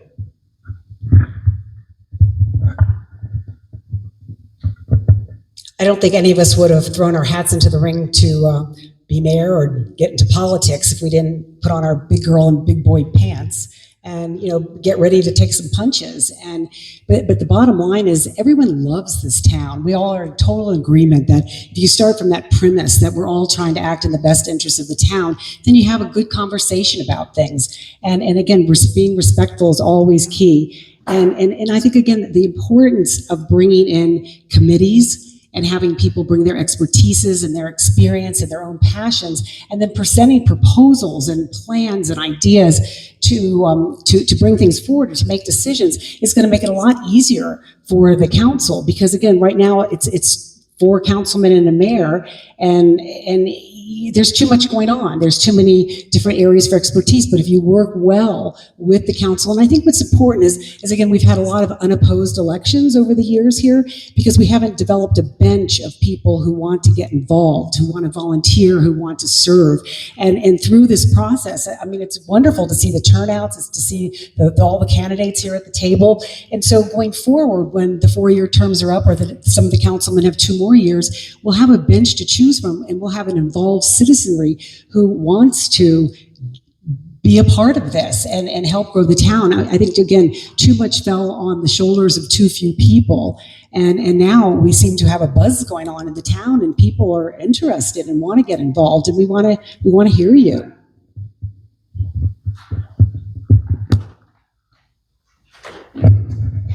I could say ditto to a lot of that.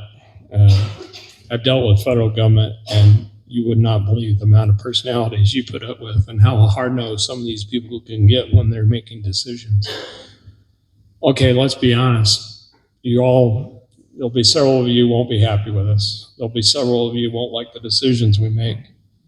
But one thing has come to conclusion that looking at all of you right now, you all believe in the town. So you're the ones that are putting us on. You're the ones that are hoping that we'll make the right decisions. Will some of us look bad? Possibly, in our decisions. Some of us might not look right. And your prerogative can change that in another 4 years. But be honest with yourselves. We're here because we love this town. We wouldn't be here.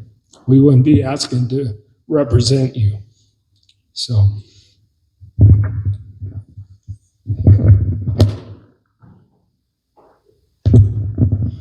Thank you for that. Okay, we're going to go to another question. Doug, this is going to be for you to start with. You're going to get 1 minute. Public participation is a cornerstone of good governance, yet engagement in meetings and events remains limited. Do you believe, am I in the wrong one? No, you're good. No, I'm on the right one. We skipped one and we'll come back. So public participation is a cornerstone of good governance, yet engagement in meetings and events remain limited. Do you believe the council can do more to increase involvement? And what practice measures would you take to ensure residents have meaningful input before key decisions are made?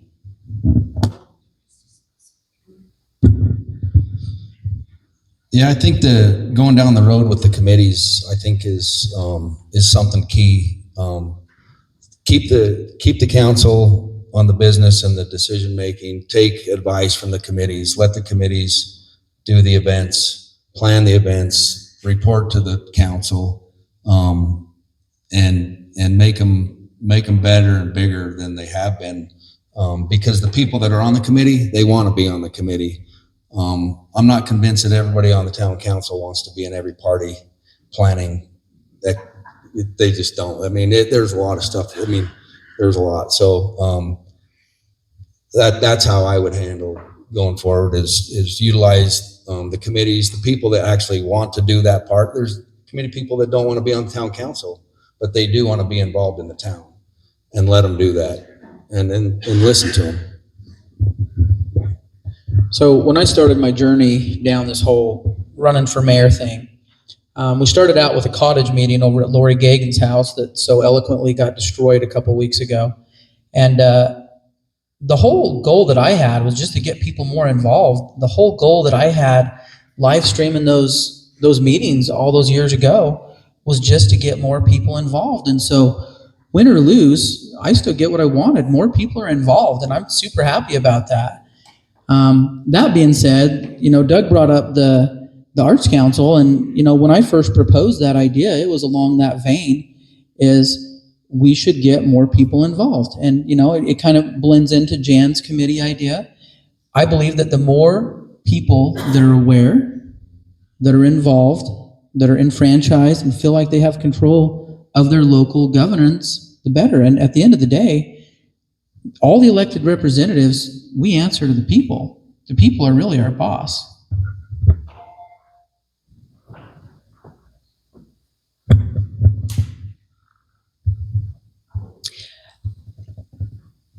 I think one of I like the word superpowers, is that I'm very good at building community and getting people involved and enrolling into participating in things and to lend their talents and skills. It's something that I have excelled at all my life, and I'm recognized right now at my college with 44,000 alums. I'm one of 12 board members serving the second term, and I'm co-head of the Volunteer Experience Committee. And I like being co-heads because my co is 24, and I'm the old lady on the board. And so it's nice to have those different perspectives, but I really believe in getting people involved in things. And look at that, I took over this empty nester calling 3 years ago, and we've now built it up to over 65 average attendees at each of the monthly dinners. We've gotten church members as well as just non-church members come, and the people are all hosting, and it's just a big community event. And so it's like gathering people together. And when I took over the auction for the Pioneer Day, I think Thank you you, all Jen. hopefully This is saw, time. I'll just finish my last sentence, saw the participation in the community for donating quilts and baskets and different experiences. People want to be asked, they want to be brought into things, and I'm really good at that. Well, like I said, I started going to these meetings in church since 2008, and we had to wait 10 years to build our house until the economy came back. But I'm going to tell you right out now, those meetings, a lot of those meetings, it's only been in the last year I've seen the biggest change about this city, and it shows how much we care. So you guys are already doing it. The committees are very much helpful, and they'll help us, but I can tell you, I've attended many meetings, and all there was me and the town council and mayor. That's how slow it was. In fact, last year, there was maybe 2 of us that would show up. Bob would show up quite often, and it just happened that way. You guys care, and this community has changed because of that caring. So to motivate us, it's already started. We just need to keep up that momentum for you. And I believe those committees are the start and the ground of which we can keep that going. I'm all for the committees.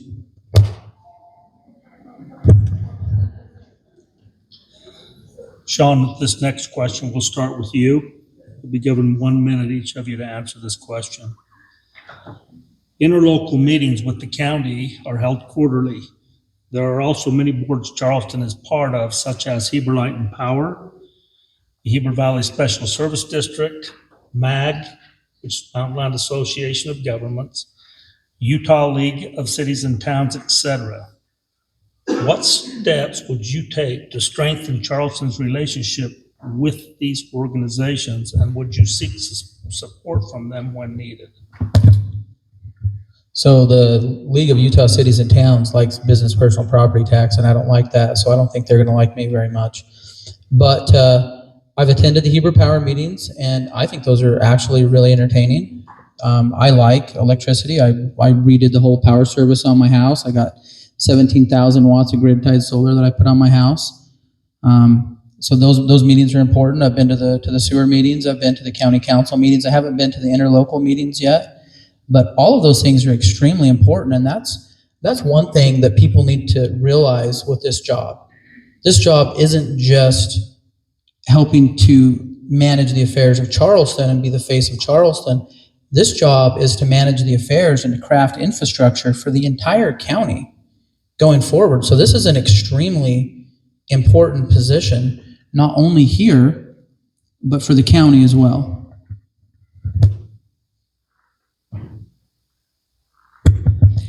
I have a list in front of me of the different types of council boards that the mayor is currently going to, and that we'd assume that we would continue as mayor to go to those unless we feel like we need to send another representative to that. But I have an incredible sense of curiosity. That's why I'm doing this. It's like I love learning new things. When I sat down with the mayor of Midway the other day, she gave me a whole lecture on sewer and what's going on with sewer and all the background. And it's like we're all smart people up here and we're all quick learners. And so you jump in, you learn what you need to do, and you build relationships. And people just, they appreciate that you show up and they appreciate that you're interested. And so everyone wants to work together and make good decisions. And so I think again, one of the really fun aspects of being a mayor is to be involved with all of these big decisions that are going on around the county. And so I'm looking forward to it.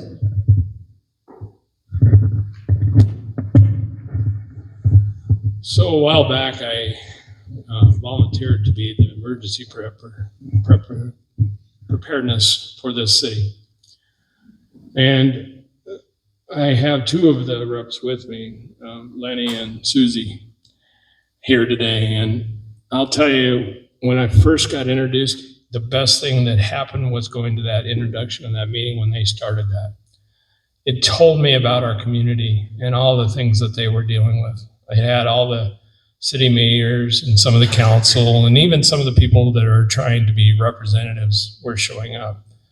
These meetings are important, and this valley will not survive without us participating. No choice in the matter. And we need to do as much as possible to keep doing that.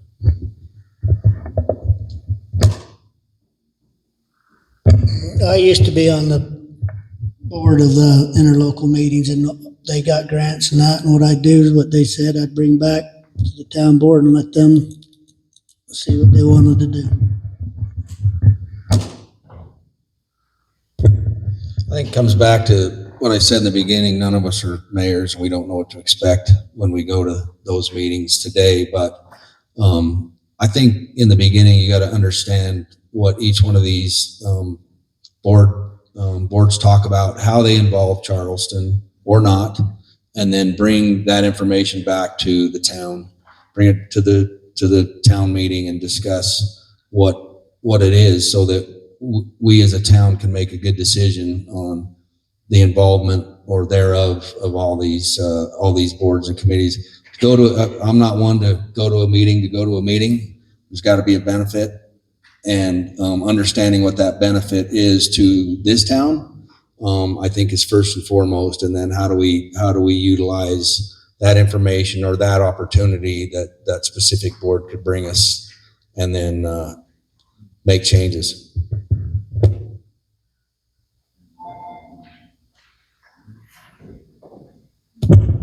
Okay, thank you everyone for your participation in those questions. We're going to do the closing statements now. We're going to give you a minute per candidate. We're going to give you the opportunity to share any of your final thoughts or your messages for the residents of Charleston. Jan, let's go ahead and start with you. I love this town, and I take very seriously my candidacy to be mayor of the town.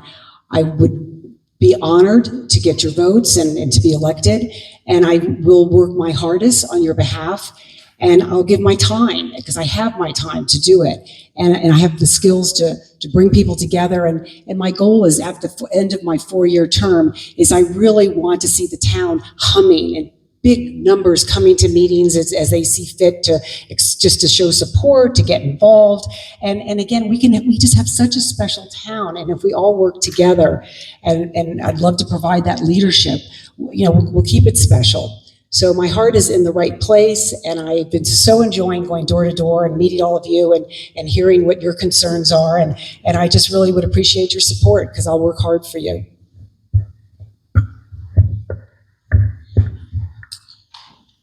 I'd just like to see Charleston be the little town that it currently is, and that we moved up here to. We moved here because we love the charm that this place has. And I just want to see it preserved. I want to see it continue for as long as we possibly can. If we cross that 1,000-person threshold in 27 years rather than 17, I'd be okay with that. I've done a lot of things in my life. I've been on a lot of boards. I don't have all the answers. I don't know everything about being mayor. If you would have asked me 6 months ago if I was going to run for mayor, I would have asked what the heck you're talking about. But it's a job that needs to be done, and I believe that it's important to the town to have the right people in that position, and that's why I decided to run. Yeah, I threw my hat in the ring. I know a little bit late, but I think it was a decision made because it truly is a good time for me to give back and serve the people that I live around and live with, and keep the belief that we are Charleston for a reason. It's why I live here. I don't ever want to see it get to 1,000 ever, even if it's 27 years. And then I believe my background, my experience in business and leadership provides a good base. I don't know what it means to be the mayor. None of us do. So we're going to have to learn that, and it starts on day one if I'm elected, and I'll put forth 100% to keep Charleston. I'm the behind kind of scenes guy. I don't need the limelight. I'm here to keep Charleston the way it was, the way I was born and raised, and keep it going.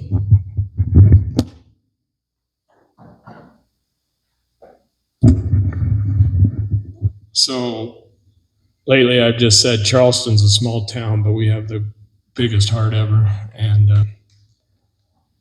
quickly, I wouldn't have done this if I didn't believe in it.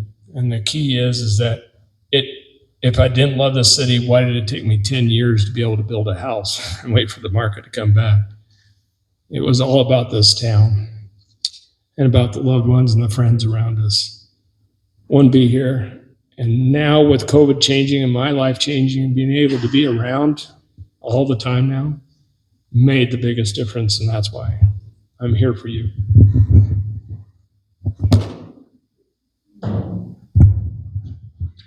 We'll now take a few quick questions from the residents. Please come to the microphone, as you see up there, to ask your question. The rules are as follows. For residents, questions only, no speeches or debates. 1 question per person per turn. If you have more than 1 question, please go to the back of the line. Keep your questions respectful and concise, no more than 30 seconds maximum. Direct your question to whomever you would like to answer. Candidates, response rules. Each candidate has up to 1 minute to respond. No rebuttals during the open floor Q&A. Encourage concise, respectful responses. Thank you.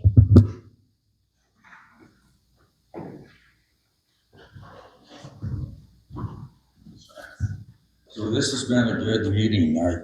I think I'm speaking for everybody. I want to thank the candidates for their time and effort. This is serious stuff. So I just want to add so the 2 big issues in this cycle is sewer and revenue. And there's a solution. Sean touched on it. There's different names for it, but it's a big thing, especially around towns and resorts that are on bodies of water for drinking water. And they're called water reclamation treatment plants. Okay, so let me just create this scenario. Well, let me just say, forget about the 100 acres. You don't want to do business with Heber. Michael, you got that right. It's just a headache. They're going to stick it to us. And it'll take forever and a lot of money in legal fees. Okay, so let me create this scenario, the Steele property, the 30 acres. Everything the Steeles do is first class. If they somehow, Thank you. Please wrap it up. It is time. okay, Thank you. oh, I gotta make a point though. So if the Steeles, say do a resort, the developer will pay for these water reclamation treatment plants. And that would take us off the hook. We'd just be liable for water, which is gonna stress our system. So anyway, my question is to everyone, would you be open? The governor loves it. He had one done in his hometown of Fairview. He'll probably pay 75% of it. Would you be open to this scenario? It would create revenue. It would keep our zoning, keep sewer out of the. Thank you. Let's let him answer that question. Would you guys be open to that kind of a system? Sure thing. I mean, what we don't know, we don't know. But if it provides an ability to generate the growth without the density, 100%. If we keep Charleston under 1,000, that's the goal.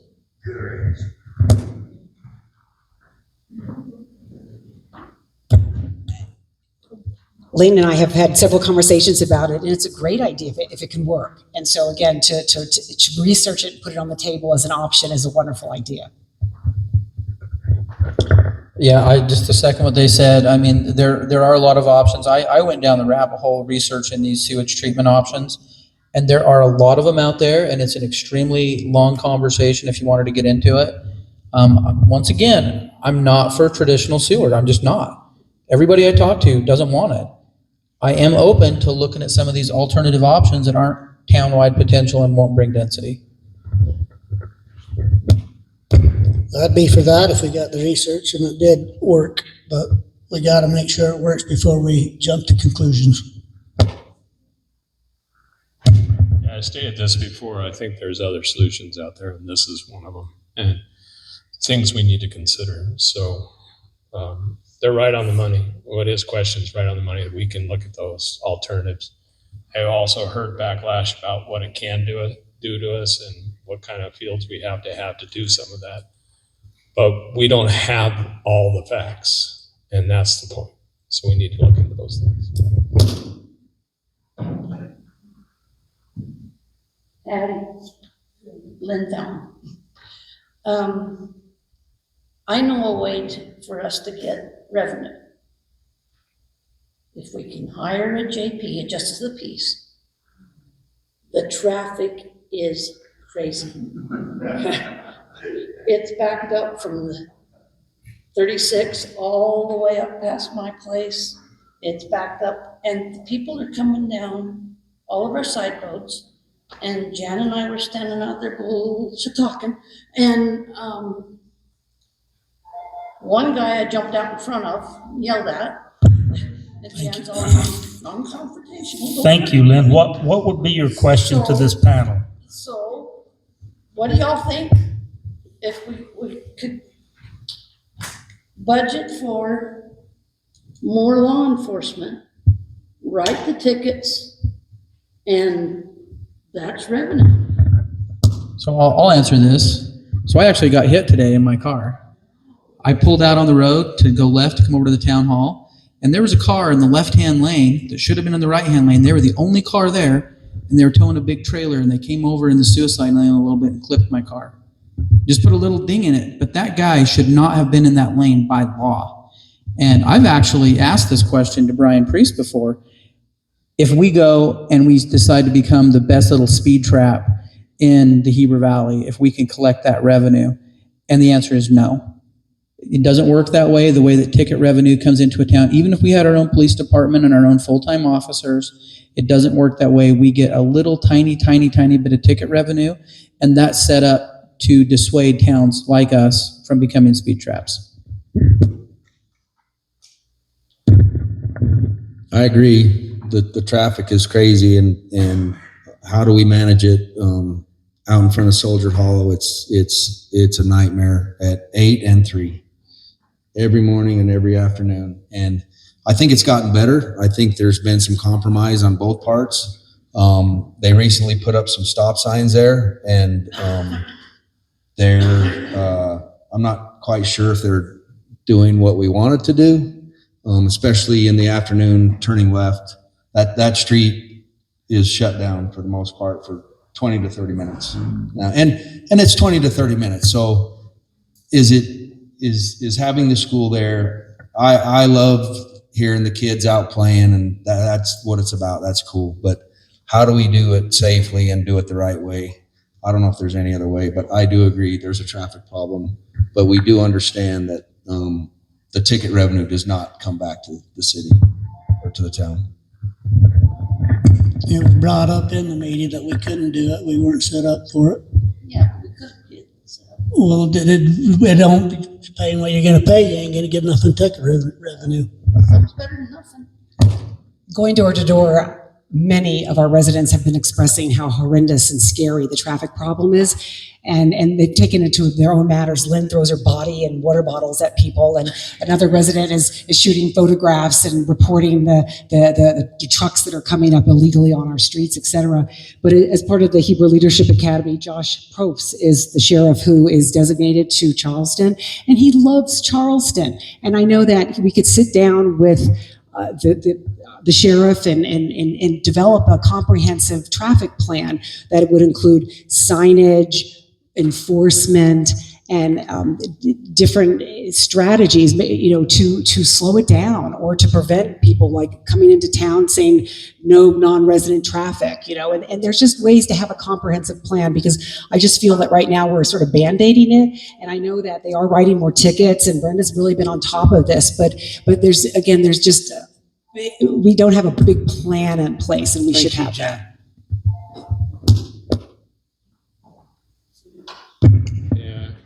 Doug brought this up once before in one of our other meetings, and he said in one morning the guy gave away 10 tickets, but we don't get anything out of it as a city, and that's the sad part. I'm going to leave you with one thing that you really need to think about when we put in that commercial and residential area. We can only get one entrance off of 3,000, and we only get two entrances off of 2,400, and to get to the state, maybe three, but to get to the state to allow us to go on the highway will be like moving a mountain, because they have agreement in place with all the cities not to allow any more entrances off that highway. Thank you. Is there anybody else in the audience that would like to ask a question?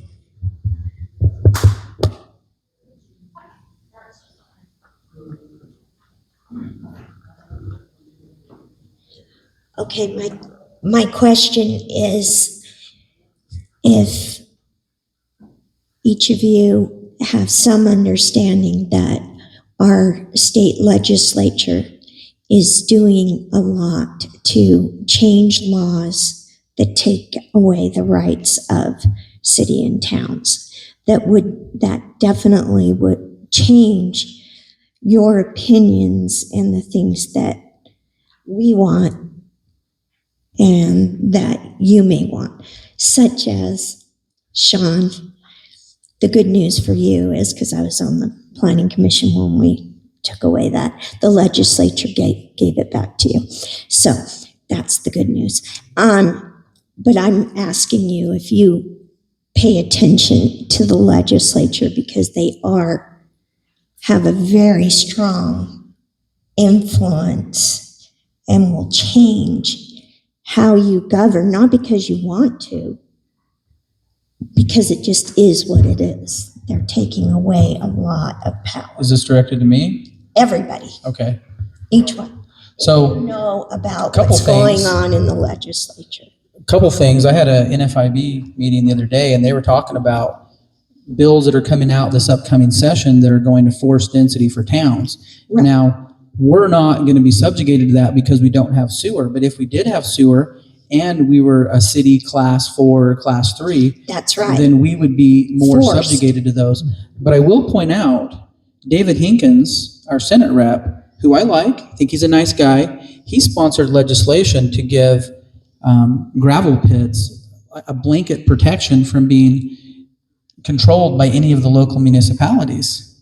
So Staker Parson has carte blanche to do whatever they want over there. Yeah. And there's not a lot that we can do about it. And it was our elected representative who sponsored the bill. So David and I, we get along fine. We talk about a lot of stuff, but we don't talk about gravel pits. So. Yeah, I just wanted to know if you guys are knowledgeable so that you know that these things will affect the way, your life rolls if you become in these So positions. So you do. I usually spend about a week at the state legislature every year just because there's always something that pisses me off. Right, it does. I have two personal bills that I want to pass. One I'm working with the Farm Bureau on, and one I'm working with Elizabeth Waite, who's actually a Democratic legislator, on to restrict oil companies. So I've got my own personal battles that I like to fight down there on occasion, but I agree it is very important. We should keep tabs on that. Right, just so that you know. And you're right, the main reason that we don't have more high density is because we're not big enough. Because if we were bigger, we'd be forced to because of the federal laws. Thank you. Sean, or Doug, could you answer that question, please? Yeah, I think it's a real issue. We're part of Associated General Contractors, and we actually collectively hire lobbyists to go up and understand what is going to affect us and what's not, and what we need to fight as a township or as an association. And I think that's important. And there's got to be some way for the township to tag into a lobbyist or somebody that is looking out for towns like us to bring us that information so we know. So at least what's you coming. know. That's right. As individuals. We're not going to get blindsided like, hey, we're not paying attention. We're asleep at the wheel. That would be bad. And I know that our town, Mr. Priest pays attention, but I wanted to know if you as individuals pay attention. Thank you. Does anybody else on the panel up here want to answer that question? Well, I think what's important to be mayor, and we've all talked about the fact that none of us have a background in being a mayor or being on a town council, is to put together an advisory group around you. And I made a great decision right from the beginning to ask Renee Green, who is very involved in state politics, to be my campaign manager. And so she would be obviously part of my advisory group. And we would like to, again, bring everyone in the town who gets involved in state politics to come and share their information with our council so that we are kept up to speed. But there's a lot to do here locally. But again, put an advisory committee around you so that we're always being told and educated on what's important for us to know. So thank you, Elizabeth, for bringing that up.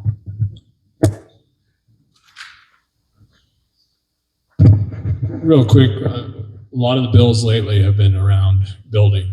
The contractors, the senators, and all that have been pushing to change laws to benefit contractors. And you're right, if we don't start paying attention to that, we can overrun. A while back, as you know, Senator Lee tried to sponsor a thing through that allowed BLM, some of the land along the areas, to be taken over. Could you imagine what would happen to some of this mountain up here? So yeah, we need to pay attention. I haven't paid attention, but I'll start. Lacey, go ahead with your question. I've got a couple, so I might be going back to the line. But I've heard a couple, and this is mainly for the mayor panel here.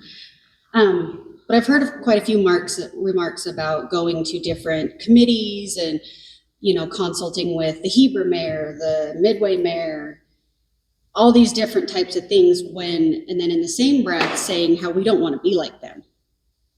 How are you going to be able to be different than them? With each person saying that they have no experience being a mayor, which is totally fine. So you're going out, you're outsourcing, finding answers, somebody to help with. How do we decipher whether what they tell you to do is the right thing, or are you just going to follow along in the other footsteps? We're all successful business people up here going after the mayor position.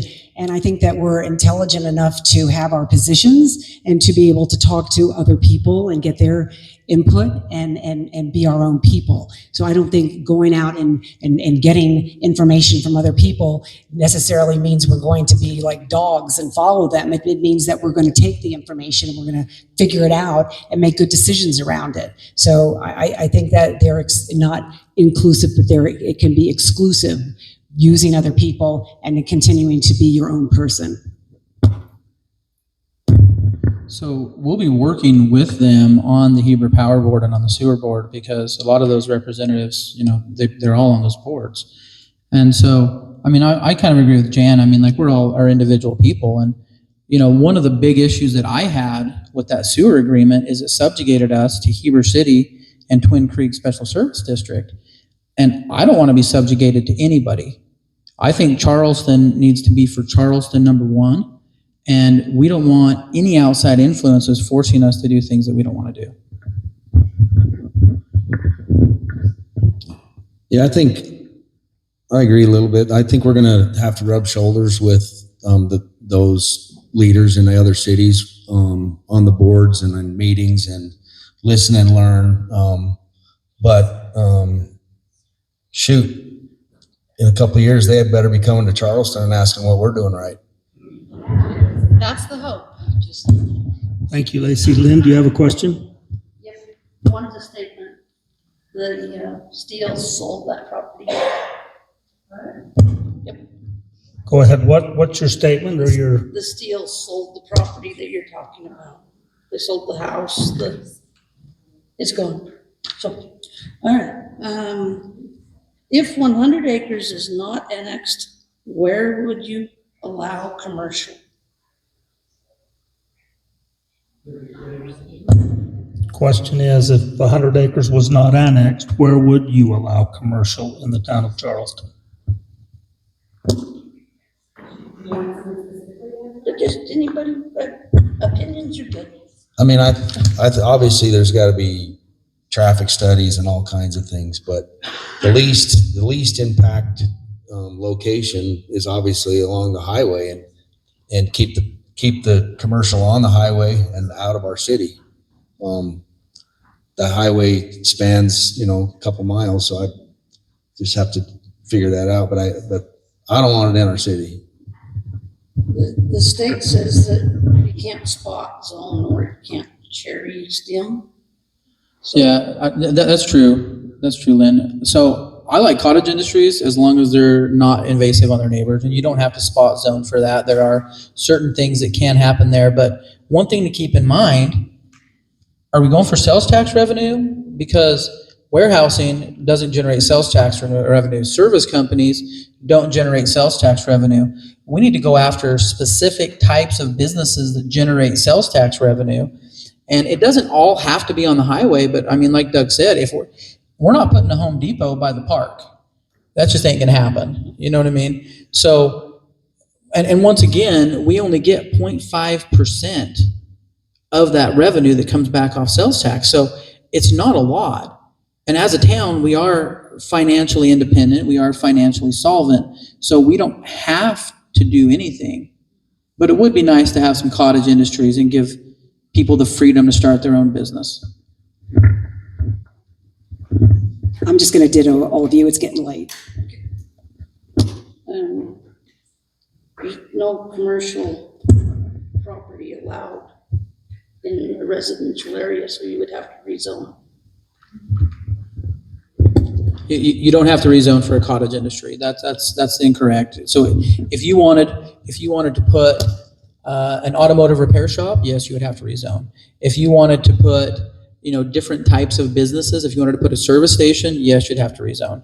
So you're correct that, you don't want those businesses in residential areas, but we have a drop ship company called Magic Reading Wands that sells reading aids for children with dyslexia. And we sold, half dozen of them on Amazon last weekend, and we drop shipped them and nobody even knows that happened. I believe those kind of businesses should be allowed. Thank you, Lacey. Do you have another question? So a lot of talk has been forming committees to do certain things, and, strength is in numbers, you delegate, things happen, to get done a little easier with, like you said, not putting all of the burden on 2 or 3 employees. That being said, how does that work with this being government? Because government, as we know, is need to know. There are certain things that committee members can't share with, other employees, vice versa. How do you suppose that we would have these committees with people that technically aren't privy to certain information?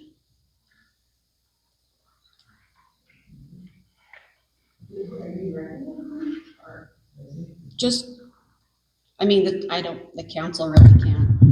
I think the best example, at least try to answer your question, is the committee, the 24th of July celebration that we have here in the park is a committee, and that committee was held under a public meeting.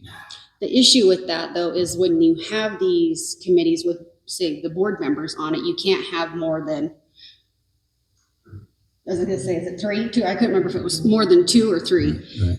But to even have a meeting about the 24th of July posed its own issues, because that was technically in violation of government. So I'm just saying, how do you have all these committees without having the board member? I don't know how I'm trying to ask that. How do you involve everybody without breaking privacy and confidentiality such? Lacey, I think how you answer that is that the committee, the board members should all be assigned to a committee that interests them and that they enjoy what it's going to be about. And so you have one councilman assigned to each of the committees, and so they can meet with their committees. They just can't have 2 councilmen involved. Is it 2, Doug, or 3? 3. You just can't have 3 of them there. So it's easy for, again, councilmen to provide leadership to the different committees, or again, the committees to meet without them and then come make their presentations to them. So I think, again, we're all used to running businesses where you have confidential issues that confidentiality is key, and so much that we do that we'll make sure that it works correctly. Yeah, so does transparency. But they're not exclusive. Just saying. It's just a question. So like I mentioned earlier, I went down the rabbit hole trying to find out what percentage of our revenue came from stake or parcel directly. Now, there are different Naxos codes that businesses use, and you can search it by Naxos code, but you can't search it by individual business on transparency.gov. And so there is some information. So Karen knows, she can tell you exactly, but she can't because it is confidential. I can't even get that as a candidate. You can't get it. You can't give it out. When I get the list of registered voters, like I'm privy to that as a candidate. I can get that for, all the voters in Charleston, their addresses, all their information, but I can't share that because that's a confidential list. So that being said, there are some things that are confidential, like with the Arts Council, / a committee like that. That's something that is, town connected, but not necessarily town related. And let's say you have 3 town board members in a room and they're talking about the basketball game last night. They're talking about how, the U just stomped BYU, and they can have that conversation. They can go have a barbecue, but if they discuss town business, they're breaking law. And so with the committees, you could have committees on certain things so long as they're not venturing into the realm of confidentiality. But I do agree with you. Transparency is important, but unfortunately there are some things that can't be in the public knowledge. And that's why at the end of a lot of meetings, they'll have a closed session if they need to talk about an individual resident or something like that, because that's not privy to the public. I guess another thing on that is there's 4 councilmen. I don't really see that we have 4 different big events like the 24th so in order to have multiple council members involved in all of this, you can't just say, okay, Mark, this is it. You're the 24th. You go get your friends and you figure it out. So the Arts Council that we suggested to be created, that's getting created this month, that went before the town board last town meeting, and they, gave their verbal approval to move forward. Something like that, if the board voted down the road to divest the 24th of July back to a community nonprofit, then it wouldn't necessarily be town business at that point. You could have multiple town board members on that because it's community business, not town business. So would that no longer, the 24th be? Well, that's up to the town board. So the 24th, little history, that started with the church years ago. The church used to run that. And then through a series of decisions, it was turned over to the town, and then the towns ran it for the last, 8 years, 9 years, something like that. So with the town's done a great job managing it. And I mean, I helped with the car show. Jan helped with the live auction. It was a really great event. But anyways, I think, the committee idea that Jan has brought up a lot, I don't think it's a bad idea. I just think that you do have to be cognizant that some of those things can't be made public, but you could have a road committee. You could have a park beautification committee. There's different things that you can do. Thank you. Is there anybody else in the audience that would like to make a comment or ask a question?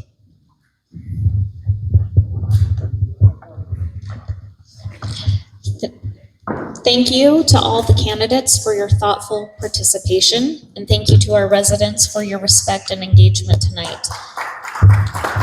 Thank you to Jessica for putting this together. Okay, real quick, ballots will be mailed out beginning October 14th. Early voting is October 28th through October 31st. At the Wasatch County Administration Building on Main Street. Election Day, as we all know, is Tuesday, November 4th. And let's continue to work together and preserve Charleston's small town spirit while planning for its future.